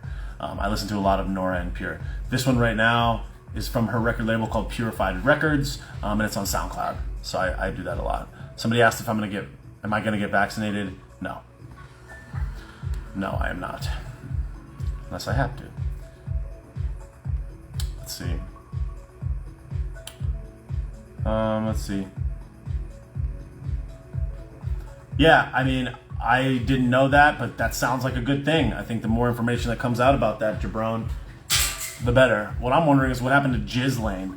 Where's Jizzlane? Nora En Pure, E-N, Nora En Pure. I'll type that in. Yeah, Nora En Pure. There it is.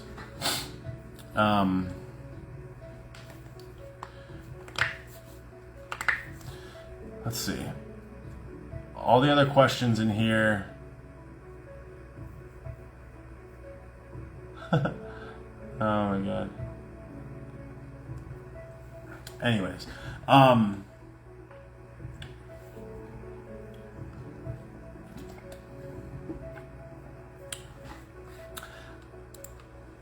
I think, like I said before, the important thing and the important message for this week is to not be discouraged and be patient and trust the plan of the universe, not the theoretical super secret underground queef plan. I don't know how much of that stuff is true. I certainly hope that it's true. Certainly hope that some of it's true, but I don't know. I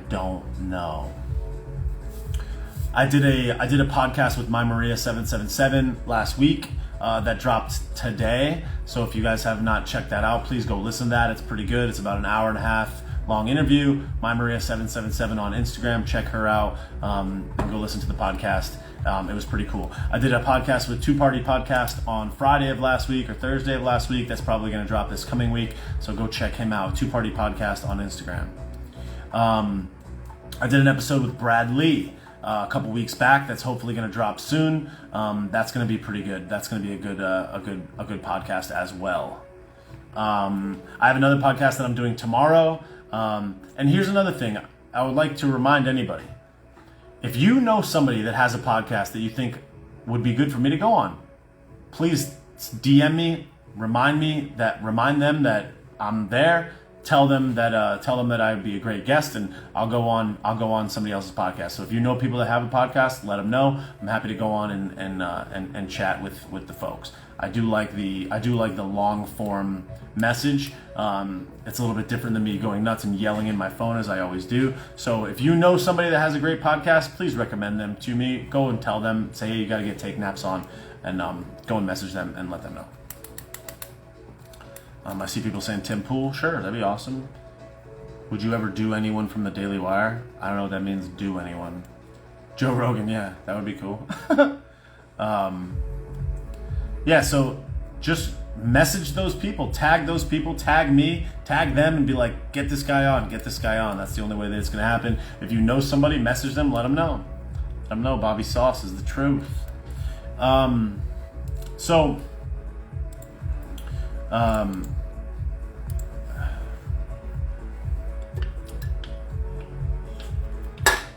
saw some more questions come in.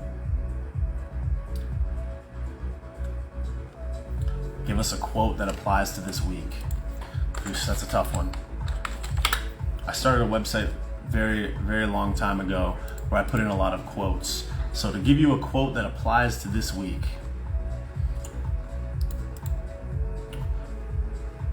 this is a quote. This is actually a quote from myself that I wrote in a blog post many years ago.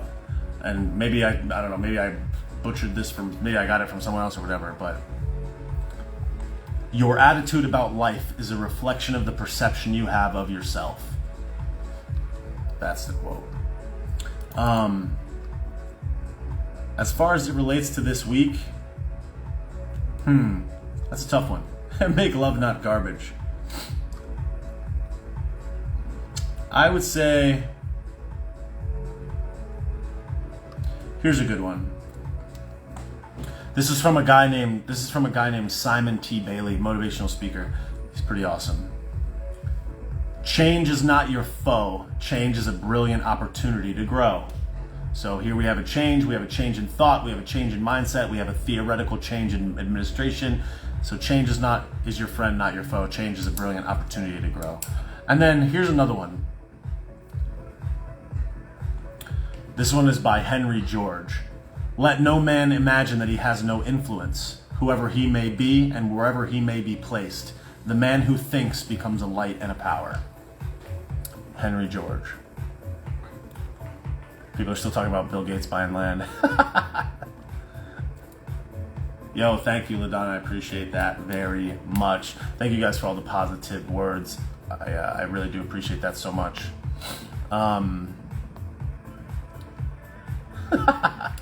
Yo, Big Ron. For anybody that doesn't know, Big Ron is the governor of Florida, and he is a straight up boss. He does lots of great things for the state of Florida. Has a backbone. I appreciate him a lot. Big Ron is our boy. Would you ever do a podcast with anyone from Daily Wire? I don't think any of these guys are type. Yeah, I mean, I absolutely would. I would talk to anyone. I would do a podcast with freaking the Young Turks. I mean, I don't care. It's not about a battle of wits. It's about communication. If somebody would be willing to talk to me, or somebody was willing to put me on a platform to have me talk to their people, if they want to, even if they want to just disparage me, I would go talk to anybody. I mean, I think that's the game. Is dissemination of thought is the game. So I think free exchange of ideas is important. Ben Shapiro, yeah, Ben Shapiro's a really smart dude. Do I think Obama was the driving force to divide our country? No. I mean, I certainly don't think he helped, but I don't think anybody is I don't think any one person, any one man or woman can be responsible for instituting that much of something. Yes, there was a negative there, but I think that we're placing a little bit too much faith in like a single person, saying, oh, like, it's all of us. We got to take personal responsibility Think about the divide. Think about the divide that you've had in your social circles and with your friends. Are you not partially responsible? I mean, some people that I'm friends with, I've gotten into squabbles with about ideas. I believe this, they believe that, and it's like we all have to take a little bit of responsibility for this, and we just got to get better. That's it. Like, we got to get better. We're going into this new era of thought. We're going into a new administration, or maybe not, or whatever. Three-dimensional upside down chess from a Black Hawk with a hologram. We just got to take responsibility for being the change that we need to see in the world and in our own life. So personal responsibility is my message. That's the game. Let's take some more responsibility, and that's it. Favorite spindrift, probably the cran. I think there's a cranberry one, probably that one. Delete AOC, your head would explode. Let's see. I don't agree with some of the stuff you say, but I respect the heck out of you and hope your night is awesome. Thank you, Brad. Appreciate that. That's very nice. That's awesome. Hey, that's the important thing. I mean, and I think that's kind of one of the secret sauces, pun intended, of this operation was, could I say something that would make someone want to pay attention, that could entertain somebody that maybe has a different point of view, and I think that that's really important. So I've been doing the best that I can to capture that and hopefully convince people that don't see things the way that I see them that it's worth paying attention to, and that they can get some enjoyment and fun out of it anyways. That's cool. Okay.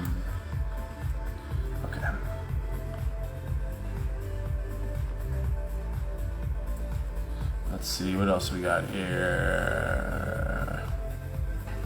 Again, so for Kristen, this is important. This is what I'm trying to say that we all need to pay attention to, is remember that your anxiety and your stress in this moment is non-beneficial to anyone, anything, especially not yourself. You're just gonna end up hurting yourself. So don't get stressed out about this. Just let it go. And if you got to disconnect for a couple days, disconnect, and don't take Xanax. Somebody just said Xanax. Don't take Xanax. No, don't put chemicals into your body to solve your mental problems, and that's not a blanket statement. I'm just saying that, again, personal responsibility. We can change our own life by just changing our mindset, changing the things that we do, the places we go. Don't listen to Loud Minority. You're absolutely so much appreciated. Thank you so much, Zim Pity Zimp. Thank you so much for that. I appreciate it. I very much appreciate that. It's comments like that. It's messages like that really make all this stuff worth it. And I've received quite a bit of inbound hatred this week, probably more than any week in recent history. So those little messages really mean a lot. I really appreciate it. And you know what? I'm going to take personal responsibility that maybe the way that I delivered the message was inconsiderate to some of you and made you feel like I'm trying to make you feel stupid, which was not my intent. So I'm sorry that it made people feel that way. And I'm going to do better, and I'm going to work on getting better and adjusting my delivery so that the message is received positively in the most ways. Let's see. What do we got? Will you make a Freedom Octopus shirt? Yeah, if you want one, hell yeah. If anybody wants a Freedom Octopus shirt, just send me an email, woke@bobbysausalito.com. Woke, WOKE @bobbysausalito.com. And just let me know that you want one, and I'll make one and send you a link to it. Freedom Octopus, three-dimensional Freedom Octopus, rappelling down from a Black Hawk. Oh man, what do we got here? Does Florida require masks right now? I want a vacation, but not with face-to-ever mandates. No, Florida does not require masks. However, a lot of the private businesses have been requiring them. Grocery stores, some restaurants, and a variety of different things have been requiring them. So it's the small businesses, and they have the right to do so. So yeah, but Florida seems to be a place that's a little bit more free than most other places. Let's see. What do we got? Beijing Biden going to jail. Yeah, I mean, if he committed the crimes that it seems like he did, then that would probably make sense. Aaron, yeah, I mean, yeah, I agree with that. That would definitely not be good. it's going to start with travel. It's going to start with airlines. It's going to start with jobs. It's going to start with employers. Employers are going to force people. Then airlines, travel, buses, trains, a variety of different things. And that's where it's going to go, is it's going to creep in, which is, it's terrifying. And when you got Joey Baseman in there, you know, pushing that narrative and pushing that fear and pushing that you know, everything is toast agenda, we're only going to get more of that. So somebody said go live with Crystal Tini. She just messaged me about going live just a couple of days ago. I would absolutely go live with her for sure. Julie, just let her know. Tag me. She DM'd me just a couple of days ago. I would absolutely jump on the live with her for sure. Jenny said my toddler has to wear a face diaper in preschool. Gosh, that is horrifying. Law Student USA is trusting the plan, bro. Dude, I hope you're right. We'll see in 3 days. I hope you're right. I hope you are right. That's what I've always been saying. I hope you're right. I hope he gets clapped, but I don't know, man.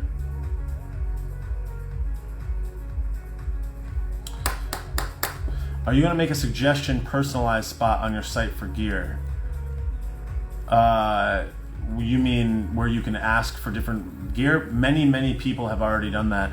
If you go to bobbysauce.com, right on the homepage, if you scroll down to the bottom of the homepage, I believe there's a contact form. No, let's see, hold on. If you go to the footer, so if you go to bobbysauce.com, in the footer, there's a button that says contact. Click on contact and you can send me a message directly. And then you can ask me for a product that you might want or make a suggestion of something customized that you want.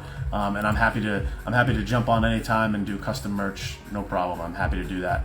Also, at the bottom on every single individual product page, on the bottom of every single individual product page, there's a tab that says ask a question. You can fill in your name and you can ask a question right from the individual product page.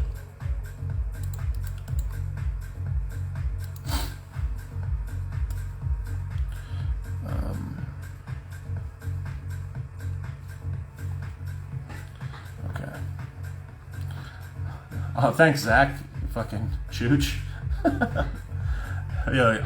You gotta love when people invest their precious time to come in and slander somebody, especially somebody that you would consider to be a friend. So if that is in fact Zach, then just leave, dude. I don't care what you think about me. You want to come in here and make fun of me? Go for it, bro. That's you feeling sad about yourself. So I feel bad for you. If you need some support, you need some help, give me a call, man. You got my number. Jabam is correct. If you have not joined the Facebook group, please go to the Facebook group and join the We Take Naps Facebook group. Join the group. There's like 700 or 800 people in there. There's some pretty cool. There's some pretty cool stuff in there. Let's see.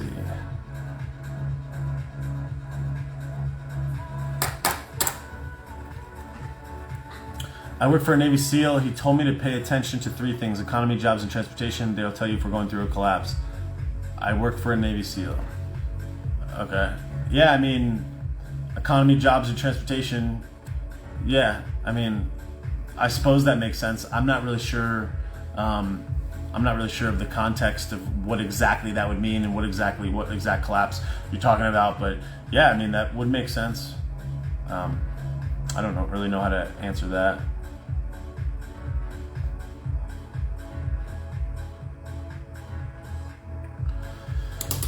Do you think what's happening makes a third party more appealing for now for people feeling ignored by the two party? Thoughts on a new party being formed? I don't know the negative effects of a third party, but what I can say is that the problem, one of the things that I think is a big problem, is that the government is just too big. It's too massive. The fact that it has as much power as it has and as much money as it has right now is already a problem. I don't know that a new party being formed solves that problem. And as much as I hate to say it, a new party would likely funnel support away from the Republican Party, which may be a good thing, may not. But if Big Blue doesn't split into a new party, and then you got all these people on the Patriot Party or whatever it is, whatever it's called, then you have the right or the Republican Party split into two, and then you got Big Blue clapping cheeks. So I think in a lot of ways that could be a negative, but I don't know. I don't know. I'm doing the best. All I could do is do the best I can to be funny. I don't know. I don't know the fundamental details of politics and how it works in that respect. All I know is that I can make assessments on what I see and do the best I can to make some light of it. So I don't know. I wish I had a better answer for that one, but I really just don't know.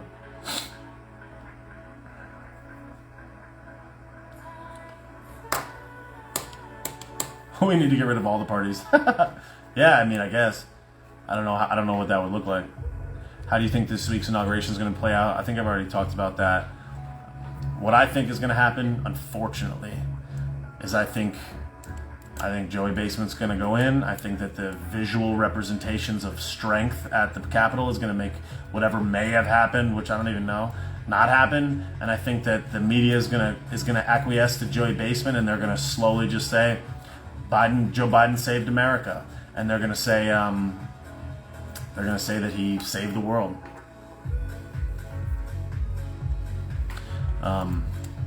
Yep, Sarah is right. Climbing down on big tech and fighting for election integrity. That's right. No, she's absolutely right. Sarah is right. Brilliant person there. Let's see. I have talked with CJ. CJ is amazing. I've talked to her a number of times. She's a good friend. And we've done some lives before, and she's awesome. If anybody that doesn't go follow her, go follow her. She's on point. Bree, True Patriots Pink Sauce. There we go. That's right. Thank you so much, Bree. You're absolutely right about that. Yeah, and I'm not I'm not saying that a third party is impossible. I personally don't know enough on that subject matter to say whether or not that would be good or bad. It seems to me like it would be good, but I personally don't know, and I can't speak on it with any degree of intelligence where I can say that I'm going to educate you on something. So I really don't know. I just don't know how to address that question because I don't know the answer personally. So I'm not going to pretend like I do, but I certainly believe that it's possible.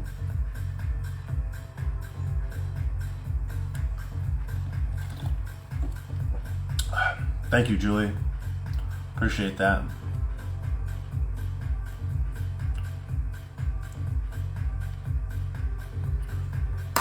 Shaba Teresa. So I still have I think I have maybe 8 or 9 more custom videos to get done that I will be getting done tomorrow. I've been shooting a little video interview with a really creative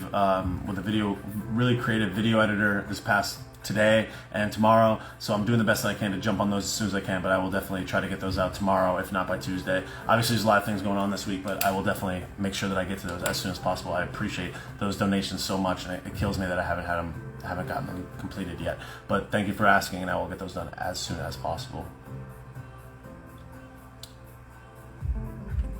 Thanks, Misunderstood, appreciate it. My power went out for 20 minutes today, must be part of the plan. True that. Let's see.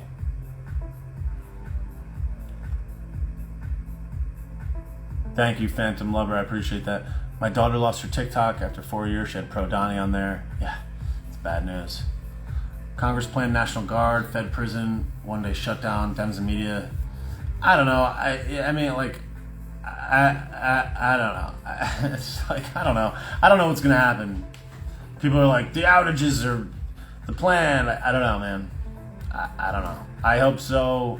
Maybe we're playing 700 dimensional chess, upside down, spinning on our head. But I don't know. Power outages. I mean, power goes all the time. I don't know. Maybe Bill. Someone says they like the music. Thank you. Yeah, I feel like it's the vibe for this. Let's see.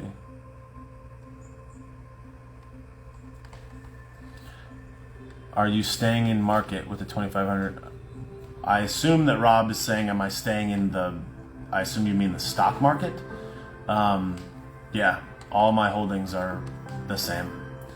I generally believe that cash is trash. I don't want any cash. Really, it's probably a better idea to not have dollar-denominated assets, to be completely honest, but I don't know. but I personally am leaving all my stock positions as they are right now. Could that change on a dime? Certainly, but I'm a long hold type of chooch, so I'm gonna hold all my stocks well beyond the Joey Basement administration, if there even is one. So I'm just gonna hold tight.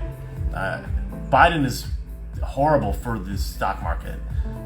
There's no doubt about it. You look at the stuff that he wants to put in. Horrible for the stock market. Horrible for corporations. Horrible for businesses, especially the ones that I've invested in. But I'm holding it. I mean, like, I'm gonna do the best I can to hold it. So I don't think that bailing out right now is advantageous. So I'm staying in the market. Just, that's me. I don't know. I'm not.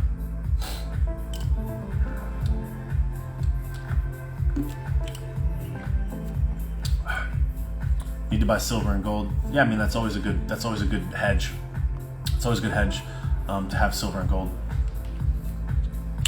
I don't have any silver or gold. I probably should, but I believe in aggressive. I like to invest my money aggressively into high growth opportunities. So I have a pretty considerable holding in Uber stock, which I believe is, though it's a U.S. based company, I believe it has lots of global power. So I don't think that the way the U.S. stock market necessarily dictates how Uber as a company goes. So I have Uber stock. I do like Uber stock. That's one of my largest holdings. Get it now while it's still cheap. Meow. You should start an email list with daily text. Yo, so I do have an email list that I haven't really utilized yet, but it does exist. It's on bobbysauce.com. Go to bobbysauce.com, scroll down on the main page, and there's a place to put in your email. Join the email list there, and there will come a time that I will use that going forward. Do I think 9/11 was an inside job?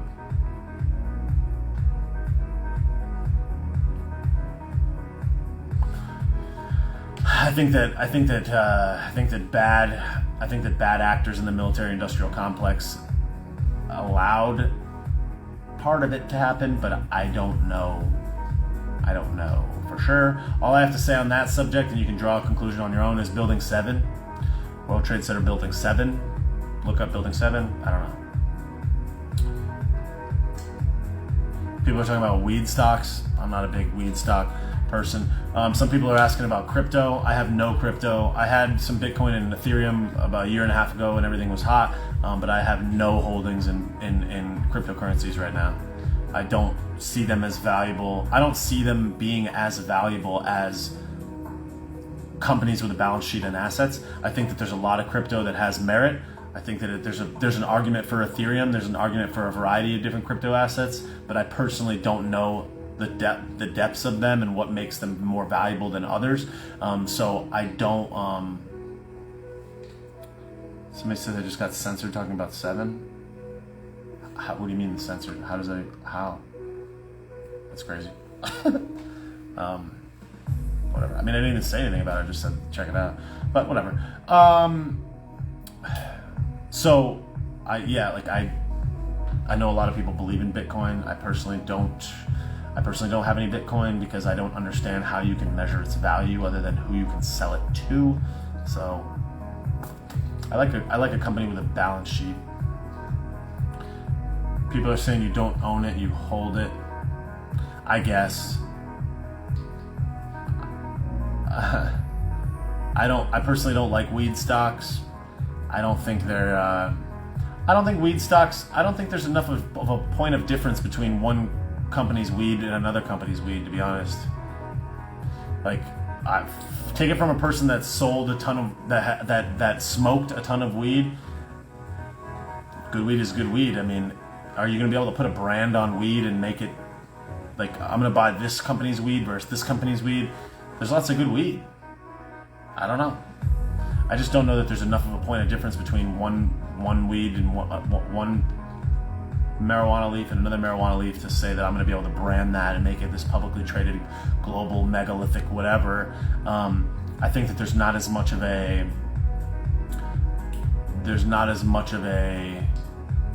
I like companies that have. There's this really awesome book by Peter Thiel. A lot of people don't like Peter Thiel, but he's a pretty smart business person. There's this book by Peter Thiel called 0 to 1, and 0 to 1 talks about how you want a business that is a monopoly, a business that monopolizes a market and essentially has a moat around it that is very difficult for other companies to compete with it. Think Uber, think Facebook, think Lyft. So like, imagine how difficult it would be for another company to compete with Lyft or Uber. You know, all the market that they would have to build up, all the work that they would have to do, kind of like Facebook in a lot of ways. Like these are monopoly style businesses. So I like investing in companies that kind of in a lot of ways have like a monopoly, because that means that, and not a monopoly in the legal sense of the word, but a monopoly in the sense that they have a big moat surrounding them, where it would be very difficult, time consuming, and expensive for another business to compete with them at a high level. So I have stock in Lyft, I have stock in Uber, I have stock in a company called Shopify, which is a large e-commerce brand. There are other e-commerce brands, but I think it's by and large better. I like companies that are like moat style businesses. I don't have any holdings in Visa or MasterCard, but I think Visa and MasterCard certainly have a pretty good moat. I guess you could say Amex, but I like that idea as well. So I don't know. Someone said I made a lot of money on vaccine stocks. Yeah, that's a good play, but you know, you can make a lot of money in a lot of different ways. It just depends on what you want to support. I'm not disparaging anybody that invests in anything, but you want to tip on a stock that if you don't really care about whatever, is like you could buy a stock called Altria. Altria is, and I'm not sitting here trying to boost Altria, but Altria is a company that is one of the largest world producers of cigarettes, tobacco products. They pay a ridiculous like 7% dividend. It's just you're buying into tobacco. You know, and a lot of people will look at that and be like, that's terrible. It was previously known as Philip Morris. Altria pays a huge dividend. I personally don't have any Altria, but you know, do whatever you want. Anyhow, thanks, Phantom. Appreciate that.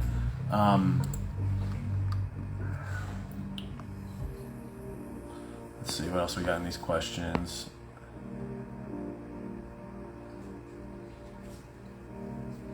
Thank you very much again. Appreciate that. Let's see what else.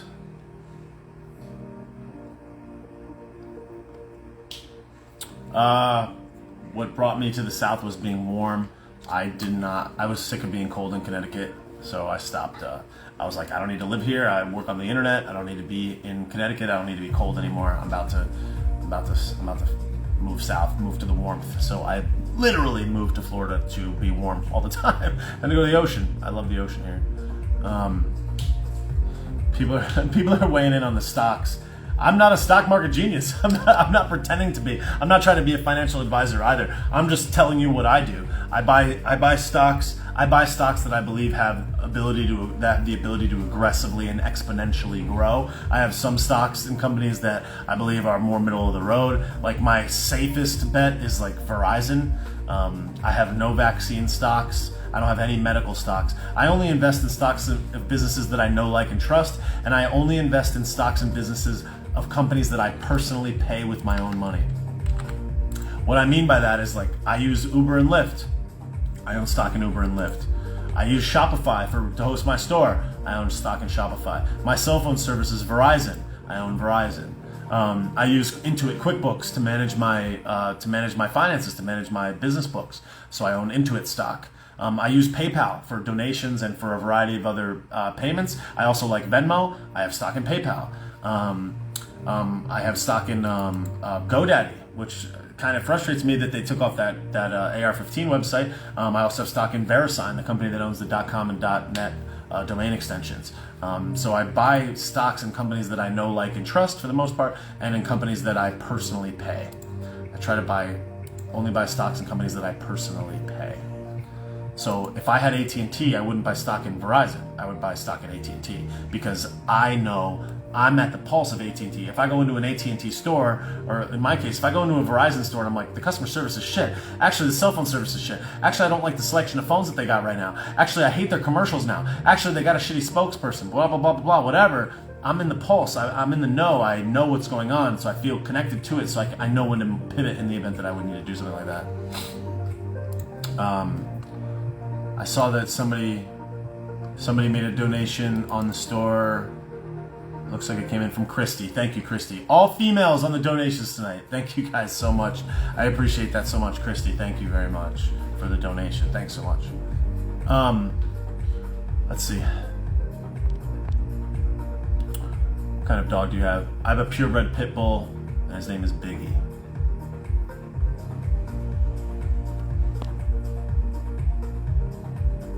Do I think Texas will turn blue? I certainly hope not. My guess would be no, but I certainly hope not. I think that would be bad. Texas is a real big state, real big red state in a lot of ways. They like freedom over there. It's really important. So I certainly hope that does not happen.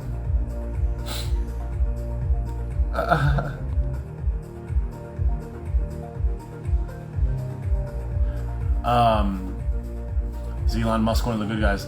I think Elon Musk is a great guy. I obviously I don't know Elon personally. I certainly think that he's doing more good than bad, obviously.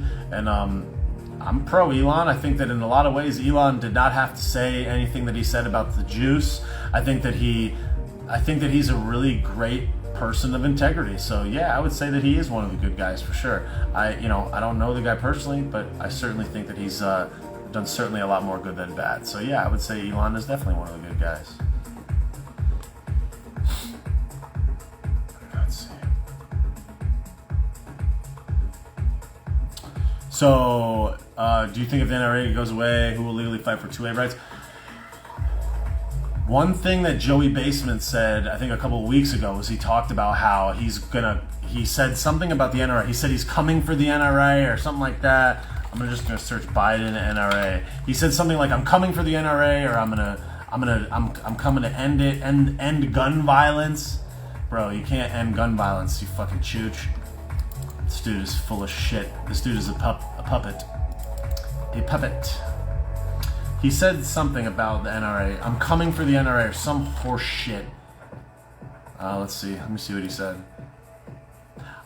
Joe Biden's statement on JoeBiden.com, which that clown sneaker obviously did not write because he's fucking in another dimension and can barely tie his own shoes, chooch. He said, "I will defeat the NRA."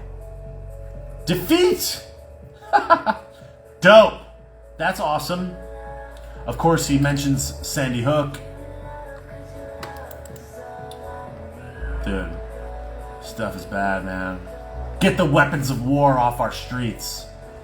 Dude, a car is a weapon of war. It's just bad news. They're coming for the guns. They will come for the guns, and it's tragic.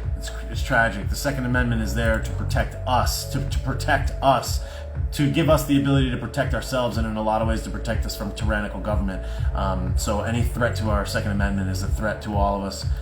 We should all be very concerned by that, and it certainly concerns me. And it's just one of a variety of reasons why Joey Basement is a trash merchant and a complete puppet of the country with the red flag. He is a clown sneaker, the sneaker of a clown, a chooch, really, a three-dimensional checkers playing chooch who is being puppeted by his overlords. He's bought and paid for. He's a pawn of Jane. He's a garbage merchant. He's a trash peddler. Somebody said, "Do not apologize for being you. It seems like you only care about the likes." Okay, I obviously don't only care about the likes, but all right. Yeah, I mean, I am staying true to myself. It's unfortunate that you're interpreting what I'm saying there. I'm not apologizing for being me. I just want everybody to know how much I care about you and how I don't want the message that I'm trying to send to be confused or come off in a way that is not to my original intent. My delivery is not always perfect. In my personal life, people have told me a million times that my delivery sucks. So I'm working to make sure that that delivery is getting better over time. So I'm doing the best that I can. I feel a great obligation to each of you to come with the hits, to come with the facts, to come with honesty and truth. And I do feel an obligation to do my best work here because I am so appreciative of your support. You know, I would have never imagined, and I've said this a few times, I would have never imagined by any stretch that somebody would just Venmo me $50 to just say thanks for what I'm doing. I have received multiple Venmos for $50. I was like, what? That is amazing. You know, so it's just like, that's the type of stuff. And like, I never would have even thought to even put my Venmo there. And somebody was like, leave it in the comments, people will Venmo you. And yet every time I do a live stream and I have it there, people send donations. Like, I think 7 donations came in tonight. I mean, it's like, I would have, and some people send $1, and I'm like, hell yeah. Like, the fact that you would even take your hard-earned money to donate it to me, it's just, I appreciate that so much. I feel such an obligation to do the best that I absolutely can, whether I get $1 or no dollars, because what you're giving me is more important than the money. You're giving me your time and your attention. So I don't just care about the likes. I care about the people. I care about you. I care about how you feel as a result of what happens here. I care about how you're going to go out in the world with this information and what you're going to do with it. I care about you, and I care about doing the absolute best that I can to maintain this relationship, for you to trust me, and for you to, and I appreciate so much that you're empowering me to do the thing that I want to do. I mean, I would rather not be anywhere than right here right now. I'm here talking to 130. That's a lot of people. That's an auditorium. That's a big room full of people. That's a high school auditorium full of people. That's a lot of people. 130 people. Before there was 250 people in here. That's a lot of people. That's a big room of people. And I don't take that lightly. I really appreciate that. I appreciate your time and attention. And I know that a lot of people send me lots of really positive comments and lots of positive messages when I make videos, and they're like, I really needed this thing. Yo, Rob, thank you. First mail donation of the night. Rob with the Venmo. Thank you so much, Rob. I appreciate that. Thank you for doing that. Thank you for the Venmo. I really appreciate it, Rob. Thanks so much. So I really appreciate your time and attention. I appreciate that you guys are giving me your precious time, and I know that it's affecting your life, and I know that when you go out and have conversations, what I say here could influence how you approach the next thing. And not that I have all this power, it's just that when I got back from DC, I found myself even more confused and more bamboozled feeling than I was when I left. And I'm like, wait a second, so did we win? Did we not? Like, what is this? I don't know. And I've been watching Dream Rare a lot. I've been watching Anomaly, and he was talking about, he's like, dude, like, we got to get better this year. And he's like, I think we might have gotten goosed. And I'm like, all right, here's a person saying something that I thought might have been a thing. They validate your internal beliefs. It changes your disposition to the situation, and you don't feel as nervous to come out with what you already thought was the case, because now there's other people that are validating your beliefs. So what's important is that I'm helping echo back to you that you're not alone in this thought process. You're not alone in this fight. You're not alone in this understanding. You're not alone in this realization that things are kind of fucked up right now, and that there's a lot of really challenging things going on. And in all of these uncertain times that we're navigating, sometimes a little bit of humor, a little bit of information mixed with some humor at a time that's otherwise really challenging, especially something that relates to something that you really care about, that you've been paying a lot of attention to, can be that relief that you need at that very moment. And a lot of it is doing the same for me, because I know that there's 120 people that believe and are following what I'm saying, and they agree with it to some extent. And it's just like, yo, like, it's helping me just as much as it's helping you. In fact, I think it's probably helping me more than it's helping you, and that's the whole gift of it all. To think that somebody would give me some of their hard-earned money, to help me have a better time while I'm helping you have a better. I mean, that's amazing. It's the best. It's really cool. LCC X-Ray. I look forward to posts every day. Thank you so much. I appreciate that. I really look forward to making them. It has been the light of my of the last 4 months.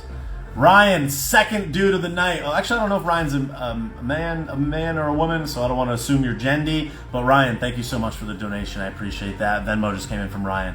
And yo, guys, thank you for being so generous with those Venmos. A lot of the Venmos tonight have been $25, $35, $30. So thank you so much. I really appreciate that. That is very kind of you. Thank you so much for the donation. Ryan, thank you kindly for that. I really appreciate the support. Bro, your live stream the other night, the maybe one helped me vocalize what I was feeling. See, that's the thing, is like, I really only like you and Ian. Hell yeah.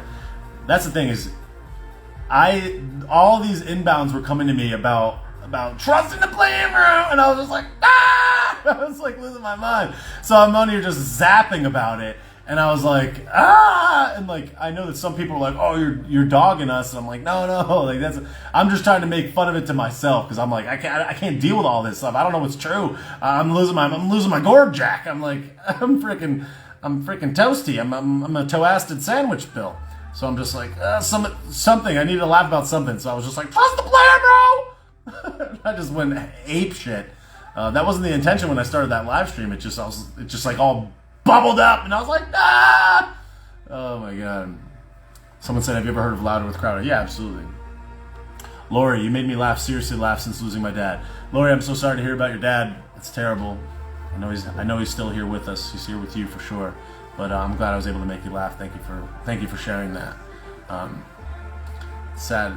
I've been lucky my parents are still around, but I can't imagine. That is sad. Sorry to hear that.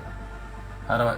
The thing that really has, like when my brother passed away, there were certain things that I associate with him, and certain numbers and certain numbers and visual things that I associate with him. And every time that I'm really uncertain of something, it seems like he always kind of just places that thing right in the right spot at just the right time to remind me that he's got my back, and you do whatever you want with that information. But to me, between myself and my brother, who is sitting right on the wall there behind me, quite literally watching my back every day as I do this and try to live my dream, him and I had this association with the number 820. It was our number. It was 820. And as I was going up to DC, I was a little nervous. I'm like, are we about to get clapped? Like, is someone going to hit me in the head with a brick? Is an antiqueef going to jump out and be like, Bobby Sauce, and fucking long shank me with a rusty spoon? And I got to admit, I was a little bit nervous going in. I'm just like, fuck. My parents called me and they're like, yo, like don't get clapped, Chooch. And I was like, look, I just got to do this. Like, it's calling my name. I got to go. I got to see a historic event play out in real time so I know what to broadcast about this. I need to see it. I need to feel it. I need to know. And I was willing to take the risk. And like, it wasn't that much of a risk. It's not like I was on the freaking battlefield, but I just went and I did the best that I could. And on the way up to DC, it's like I look at my phone. It was 8:20 p.m. I buy a tank of gas. It was $38.20. I go into the gas station. I buy a protein bar and a coffee. It's $8.20. I look at I look at the calories on the back of a bottle, and it's 20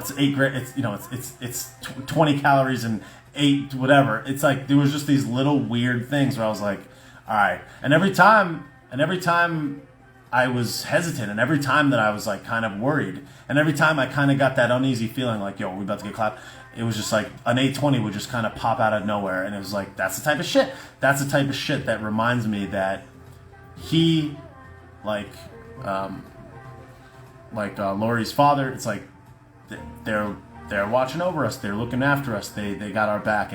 And if you have a purpose, and if you have a mission that you're on, and you know that this is what you need to do, you can just feel it instinctively in your heart, that you will be protected. And it was just like little moments like that on the way up to DC where I was like, all right, Tim, like, I got you. Like, you got me, fam. So it was just little things like that that made me feel good.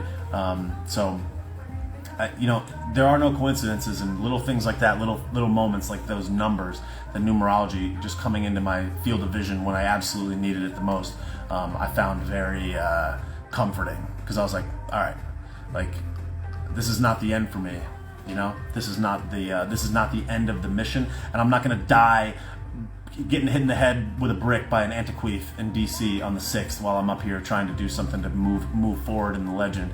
So, knowing that he was there just reminded me that these antiqueefs are not going to get me. Not here, not now. So,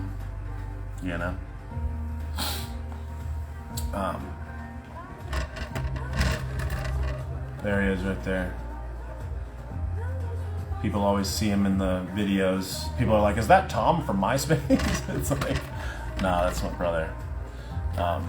And you know what? The thing that's crazy about it all, and it's like, it's tough to talk about, but it's like, one of the things that is crazy about my brother is like, he was the one that is largely responsible for getting me to this place initially.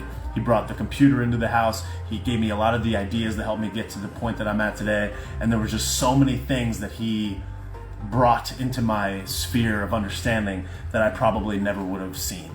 And I do believe that he was largely responsible for even me being here on this stream today, is the mentality that he gave me. One of the craziest things that my brother ever said to me, which I thought was amazing, was when he, and for anybody that thinks I'm like I do fucking blow because I'm like scratching my nose, it's not the case.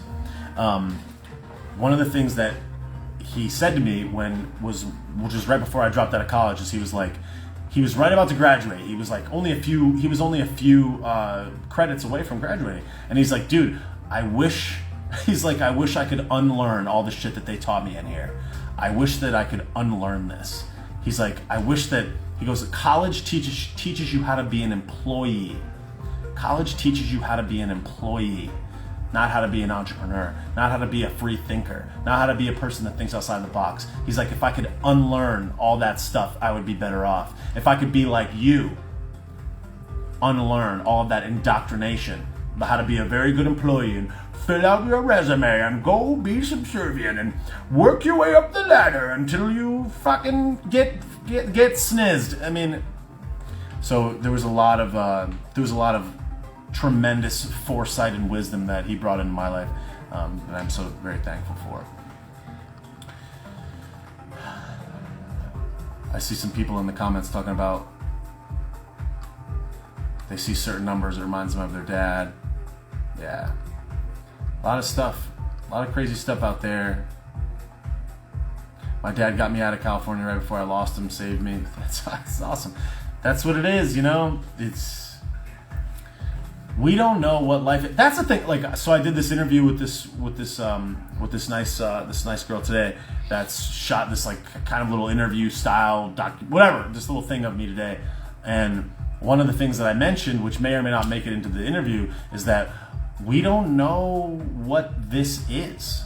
We don't know what this life is, and it's there. You could certainly make a case that this is a hologram, that this is here just to teach you something, to help your soul evolve. We don't have a clue what this is, and I don't care if you say your pastor knows, or if you say your uncle knows, or your mom knows, or your cousin knows, or Deepak Chopra knows, or whoever knows, or someone else knows better than you, or some whatever. No, we all know the same shit. We don't know what this is. We don't know what this is. It's real. Why is it real? Because you can see it. You know your eyes can only see light that travels at a certain speed, and anything that travels above that speed, you can't fucking see. You don't even know what's in the room with you, jabrone. It's you don't even know what's in the fucking room with you right now.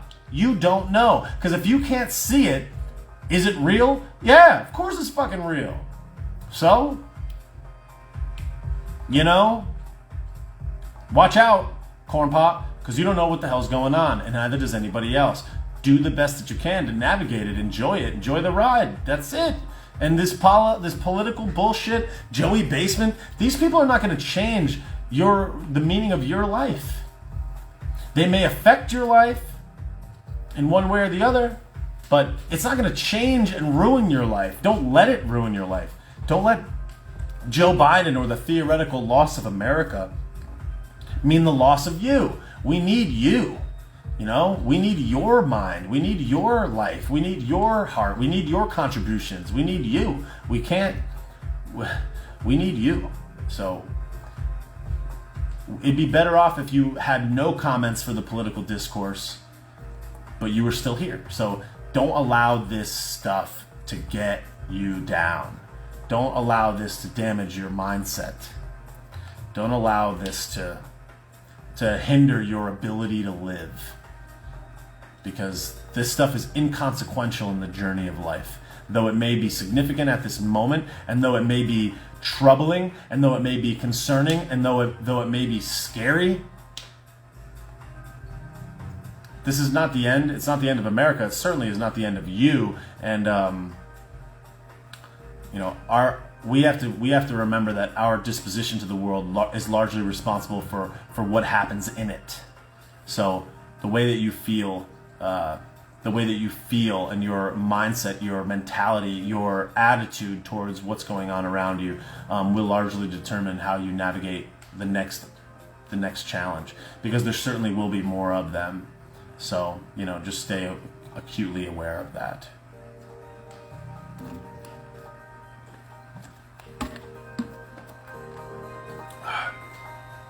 Yeah, someone's like, CNN makes me angry. Let's see, we got more questions in here. Came in. Ha! Thank you so much. No one else looked around the room to make sure nothing is there. Yeah.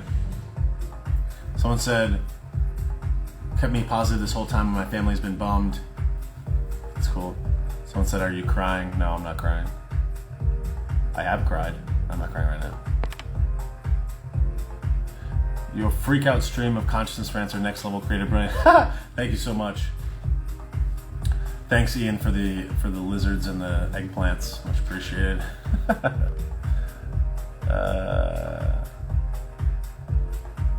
Let's see.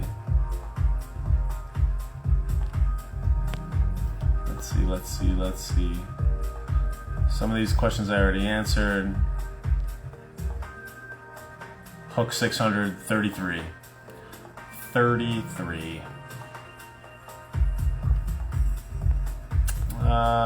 Let's see. Some people are asking about guns. I don't know about the gun question. My assistant put me on to you, and I'm very thankful. Thank you so much. I bet the viewership of the inauguration will be the lowest for the lowest vote. Yeah, probably. You made me laugh the other night when I was feeling confused and sad. Thank you so much, law student. That's awesome. Appreciate that. Glad to hear that. Those are always good messages to get. So I'm glad that you feel that way. So thank you so much thanks for the comment. Thanks for letting me know.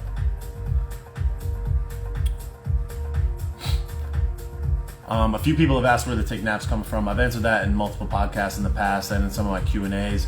But the answer is that generally I feel like I'm a web developer. I bought a lot of domain names in my life, and I knew that my handle, back when I originally made it, it was just kind of like a joke. I knew that the handle had to be short, memorable, and easy to spell. I like the fact that it's 2 syllables, take naps. I find naps to be luxurious. I was using naps as like my basis word, and I was just looking for any other handle that was related to naps. I feel like naps are very luxurious, so that's kind of where it came from. It was kind of like by happenstance. I wasn't just like, you need to take a nap. I was just like, naps are luxurious. If I had $1 billion, I would take a nap every day. At least I probably would. So I just felt like naps were luxurious. I liked that it was 2 syllables and it was available. So. Let's see. I don't know why my nose, it's like the air is dry tonight for some reason. Some people have been asking about the guns, like I said. Someone said Bill Gates' wife is a man. I don't know about that. Corn pop. Will you be going live on Wednesday? You know, here's the thing. This is like, to me, this is almost like the Super Bowl of this account. In a lot of ways, because I feel like the world's attention is on this moment. So I would be surprised if I didn't go live maybe like every day this week. I would like to go live maybe every day. The problem is that it takes a lot out of me to do these, and it takes a lot of time.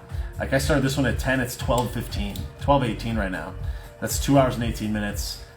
Which is a lot. Now, again, like I said, the donations make it all worth it, because it's like, well, obviously the connections with everybody makes it worth it, but it's like, now it's like, okay, I don't need to focus on other income stream creating things tomorrow, because I was able to generate some income from the stream. So that support is crucial. Those donations are super crucial. So, like I said, I really appreciate that those come in. Those Venmo donations are so clutch.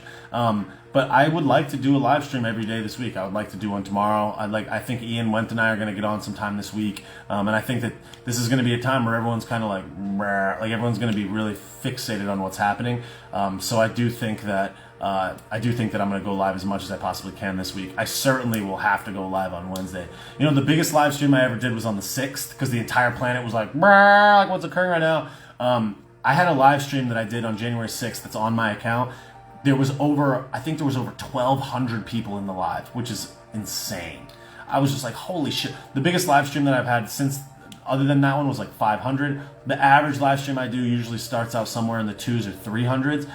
This one, for example, started out over 300, but over time, like it's 12 o'clock at night, obviously people take off, but it's cool. Each and every time they get larger and larger, so I just appreciate it. Thank you, Ryan. Appreciate that. See all these other questions. Let's see. Bill Gates' wife is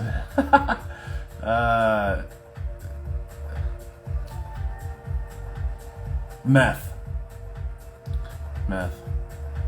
Do you have any bail money set aside to get out when you're arrested for storming the Cap?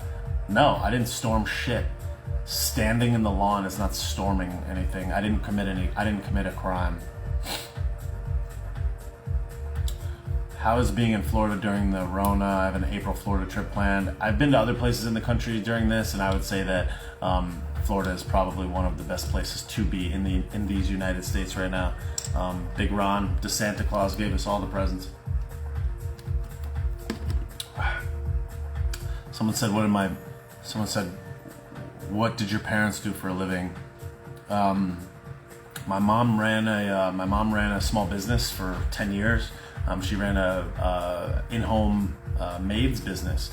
They had 30, 40 employees in Connecticut, and she did a great job at running that. She was a bank teller for a while.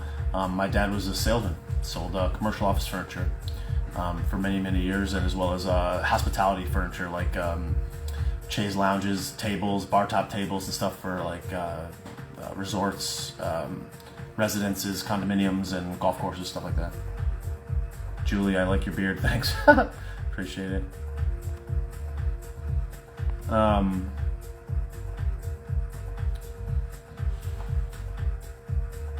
Get Muhammad Ali out of here. He's hating. Michael Ali. Michael, you don't even know, man. you weren't there, so. And you all just walked in. Yeah, 250,000 people just walked in. Whatever. So thoughts on Tommy in this situation? Tommy's a great friend. Tommy's been a really awesome light in my life. I think that he's an amazing dude. And I saw that he raised over $100,000 for his new album. I appreciate him standing his ground, and I have nothing but faith and goodwill for Tommy. And I think that he's largely responsible for the fact that I'm even reaching you guys right now. I think that he's a great dude, and I would encourage anybody that doesn't follow Tommy to follow him, to support him, listen to his music, share him, and give him a follow. He's a true American patriot and an all-around great dude. So I'm super supportive of him, and him going off on his own, I think will prove to be very beneficial.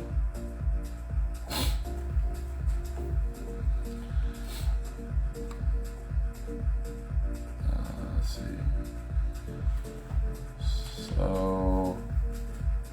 Trust the plan, bro. Somebody said to clap, Michael. I'm not gonna do that. I don't really care. If somebody wants to hate on me, that's fine. I expect hatred. It doesn't matter. That's the thing, is like, I've had a lot of people hating in the comments and whatnot, and I don't care. Unless, fine. I'm not here to silence discourse. So if people want to say I'm a chooch, all right, say I'm a chooch. That's fine. I don't care. I don't really care. Let's see.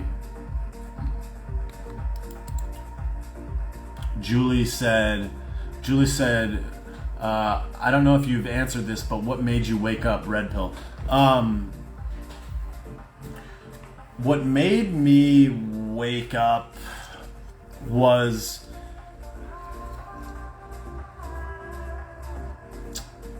honestly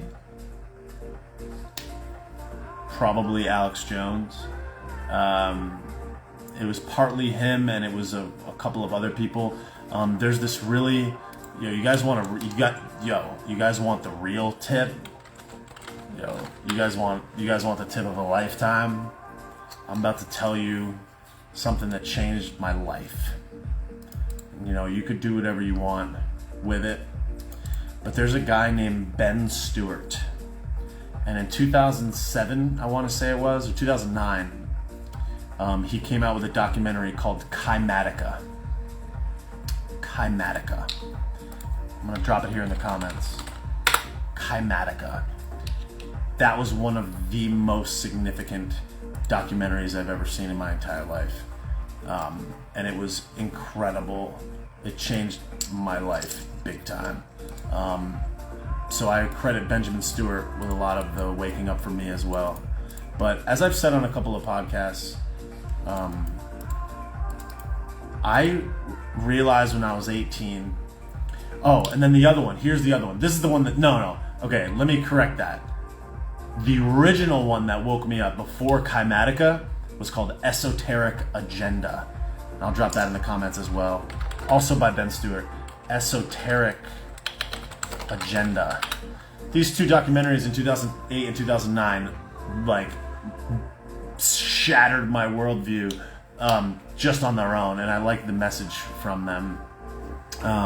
Also Zeitgeist I thought was a really interesting documentary. I didn't like the end of it because I thought it was very like a little bit too utopia style, but Zeitgeist was a pretty interesting movie as well. I think that it's important to watch and consume as much as you can and draw your own conclusions, but Esoteric Agenda and Kymatica really were like, what? The whole 9/11 truth movement with Luke from We Are Change, that changed my mind and opened my mind up a lot to questioning the information that was being broadcast to us. And the thing is that when I was 18, I realized that I need to be free. The goal of my life was freedom. So I was very tuned in to freedom and being free. And in order to be free in totality in this world, you have to be financially free. And in order to be financially free, you need to understand money. In order to understand money, you have to understand the economy. In order to understand the economy, you need to understand outside actors,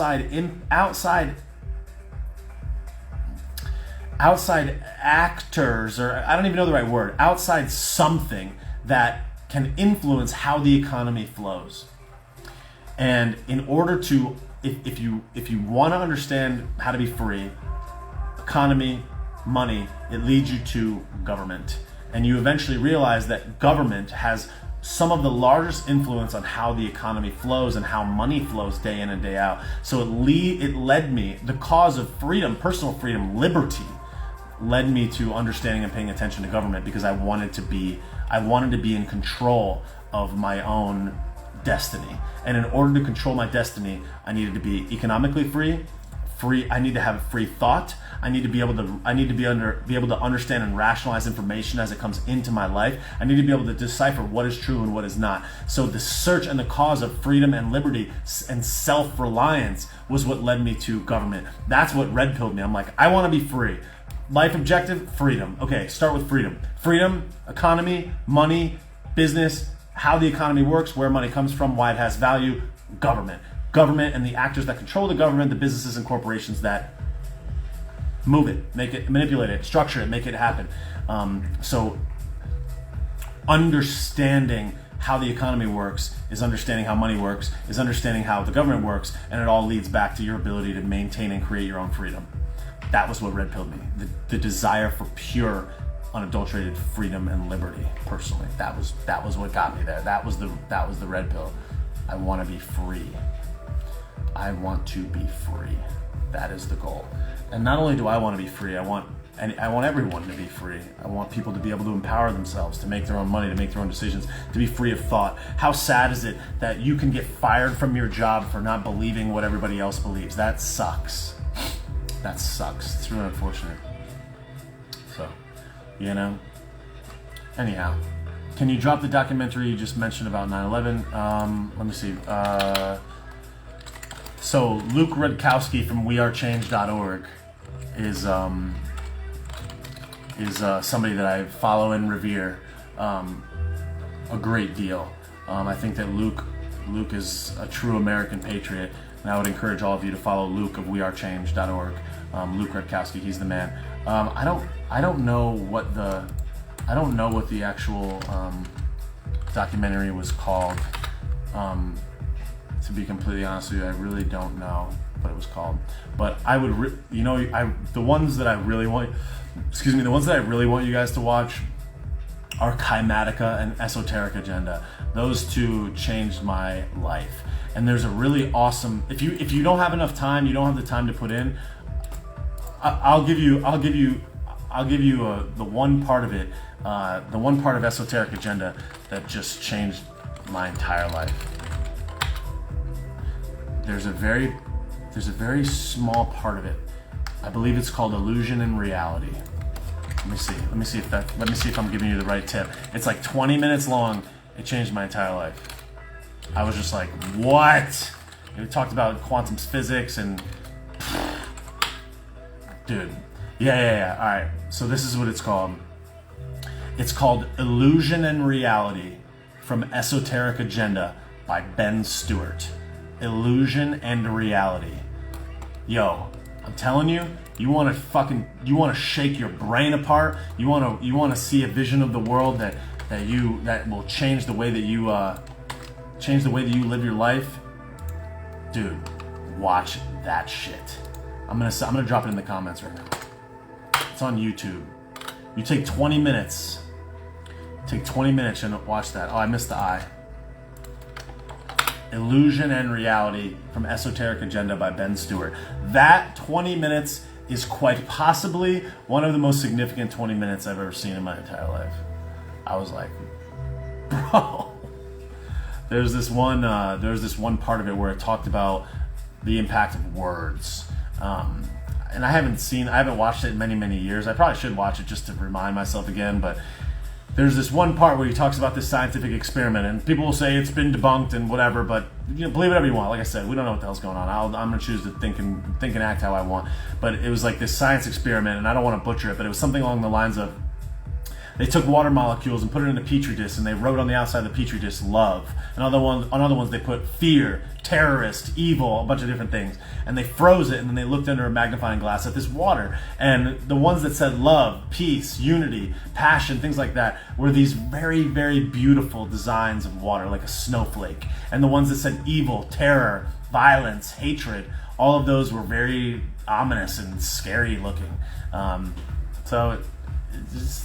like, what's in your human body?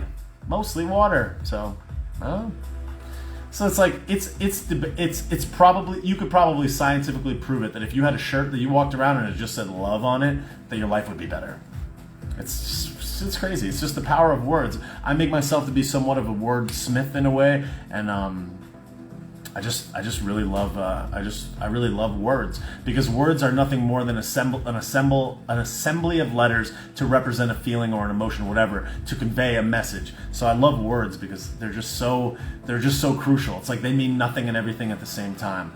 So I just love words. I think they're amazing. When I was in elementary school, middle school, I was really advanced at spelling. I was like a big spelling chooch. I used to have harder spelling words than all the other kids in the class. Like my word would be like Wednesday, and the class's word would be water, something like that. And I just remember being like, words are so amazing. I don't know why, but I always loved spelling. I always loved words, writing, and stuff like that. So why did I even tell that story? Who knows? Chooch. Don't get clapped, Chooch. Love, Mom. I mean, she didn't say that, but that's pretty good though. Did you ever listen to any channelers or clairvoyants? Yes, actually I did. When I got to Florida, I was kind of like having a tough go of things at a certain point, and I went to the woman that was cutting my hair told me about a medium, and I was like, all right. I was like, fuck it, why not? I'll go to this medium. Let's see what she says. And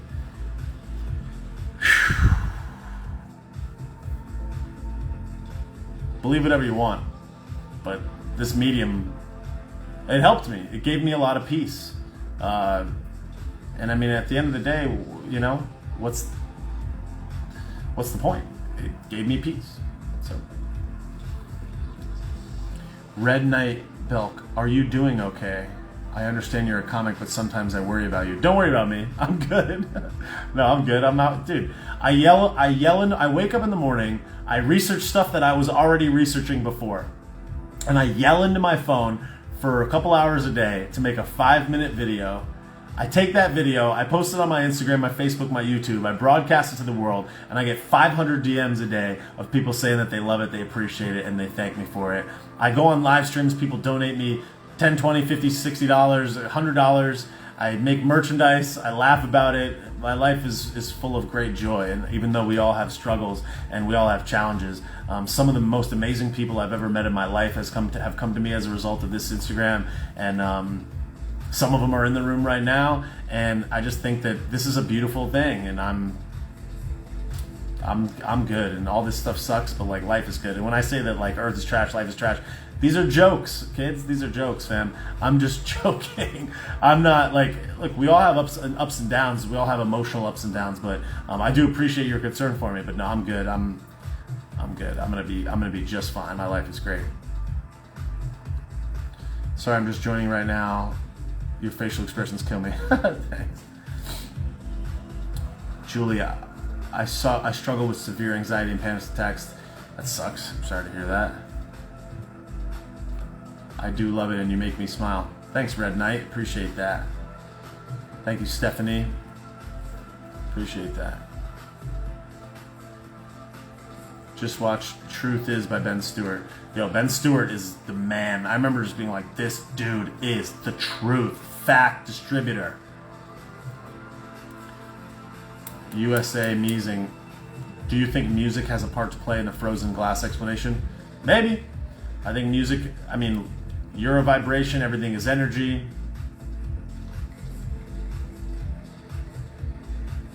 I remember I love music festivals. I've been to over 150 music festivals. Music festivals are my favorite thing ever, and I listen to like dubstep, house music, or whatever. And I remember a few times I was listening to Bass Nectar, and it was just like, I was like, like I had that shit face, you know, that just smelled shit face. And I was like, wouldn't it be amazing if I was programming my mind, you know, with love by listening to this music, by vibrating this vibration through my life, you know? So I think music has a lot. Look, everything is connected. Everything is connected. And Bass Nectar was my favorite thing in the world, and so I think music has a lot to do with it. Changes your mind, changes your body, changes your heart. I think music is crucial, very, very crucial. Nice. I love that we got some Bass Nectar jabrones in here. That's awesome. Bass Nectar. I've been to probably 65 Bass Nectar shows. I was one of those Bass Nectar OGs. I was there for all of it. Bobby Sauce do a TED Talk. I would do a TED Talk. Hell yeah. Anybody know anybody at TED? I'll do it. I'll go in there and chooch around. Get off your feet, chooch around. Chooch up, and get down. Bass Nectar days were the shit. When I look over here, I'm looking at my computer as I'm reading the comments because my Instagram is being choochy and only showing me one comment at a time, so I'm looking at them on here. I'd lose my shit without music. Been following you since Vex first shared you. Hell yeah. Thank you. Thank you, Eustace Films. Appreciate that. Heard all my housemates tearing into me a few nights ago. Any advice on how to deal with people gossiping about you?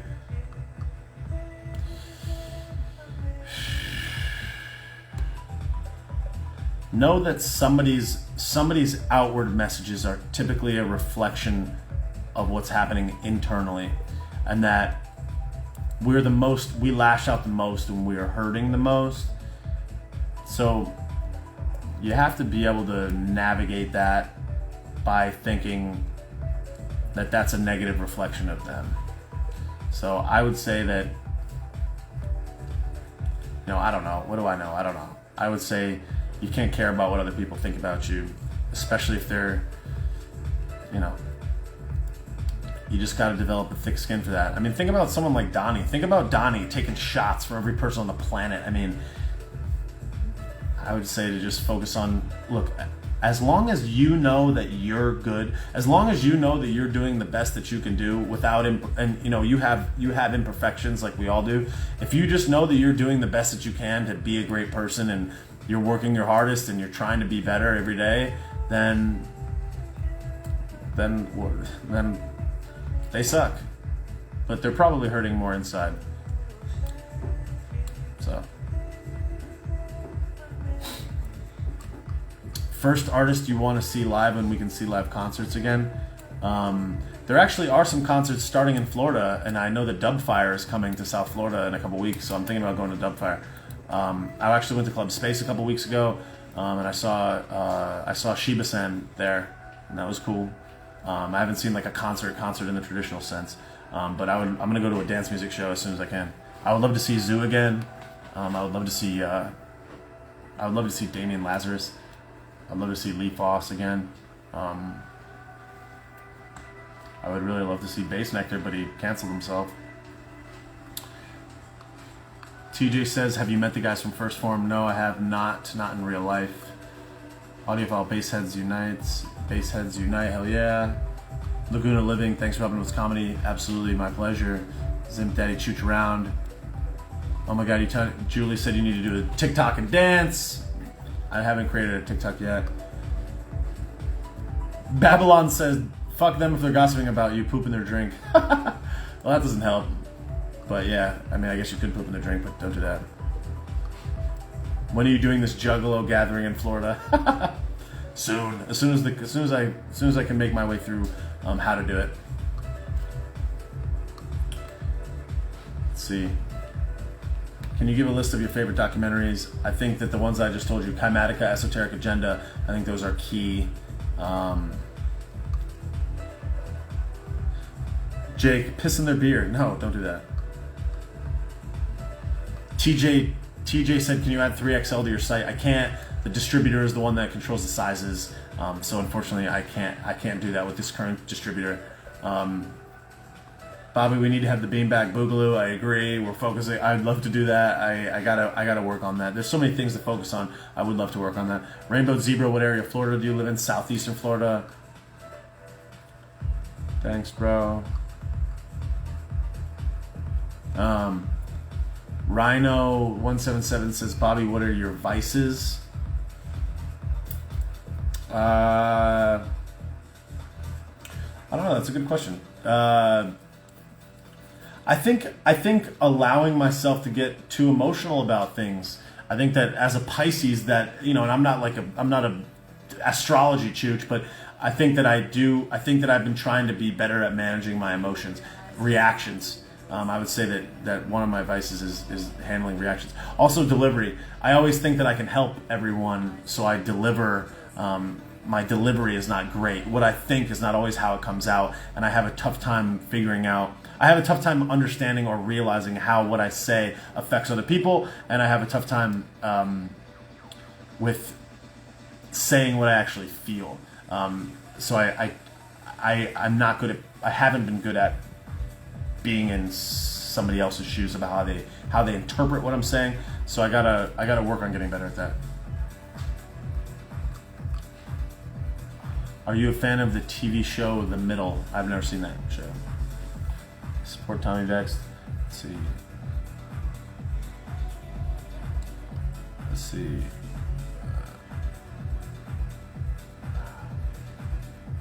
what we're looking at here.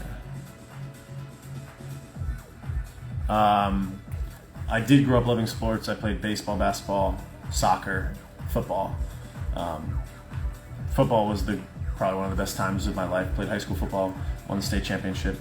I don't really have a favorite sports team. It's a lot to pay attention to. USA, amazing, yes. Sorry, just got here. Do you do stand-up? I don't do stand-up. I haven't done stand-up yet, but I certainly would. We'll see. Favorite adult cartoon show? Probably Bob's Burgers, probably. Alright, so it's 12:45. Been on here for 2 hours and 45 minutes. I think I am going to retire. So, if you do not already, please go follow me on Facebook. Follow me on Facebook, Bobby Sausalito. Follow me on YouTube, Bobby Sausalito. If you have not already gone to follow me there, please go follow me on Facebook and on YouTube. I really do appreciate that. Please follow me on Facebook, follow me on YouTube, Bobby Sausalito. Also, join the Facebook group, We Take Naps Facebook group. Go on facebook.com/c/We Take Naps. Join the Facebook group, contribute in there. A lot of cool people in there. Network and chat and meet a lot of cool people in there. Thank you for the support buying merch. BobbySauce.com for merch. I really appreciate that so much. For anybody that is interested in purchasing something from the merch store, go to BobbySauce.com and use the coupon code 123. Number 1, number 2, number 3, and it is still up online right now. I left it on since yesterday, so if you want to make a purchase, that coupon code is still active in the store right now. If you want to donate, on BobbySauce.com, there's a tab that says video, custom video. You can go there and you can just make a donation. Don't leave your IG handle. If you want to donate, you can use PayPal, Apple Pay, Amazon Pay, PayPal, whatever, credit card, and you can make a donation there. I really appreciate that. For everybody that donated using Venmo, thank you so much. My Venmo handle is @TakeNaps. It's listed here in the footer in the comment. I really appreciate all the Venmo donations. I appreciate you guys being here. I appreciate your time and attention. I appreciate you sharing my videos. Thank you guys so much for your precious time and attention. Thank you for the love. Thank you for the support. Thank you for sending in money, and I appreciate you guys so much. I appreciate you so much. So thank you so much for your precious time and attention. I will very likely be producing another video tomorrow. I've got a cool little video that we've been working on today and tomorrow that will probably drop on an OG day. And just stay focused on what's going on up here for the next couple days. A lot of crazy stuff's gonna happen, but just try to be in control of your mind and know that everything's gonna be okay. And life is good. It's a beautiful place. It's a beautiful thing. And I'm happy to be here. I'm happy that you're here. And much love for you. Thank you. See you guys tomorrow.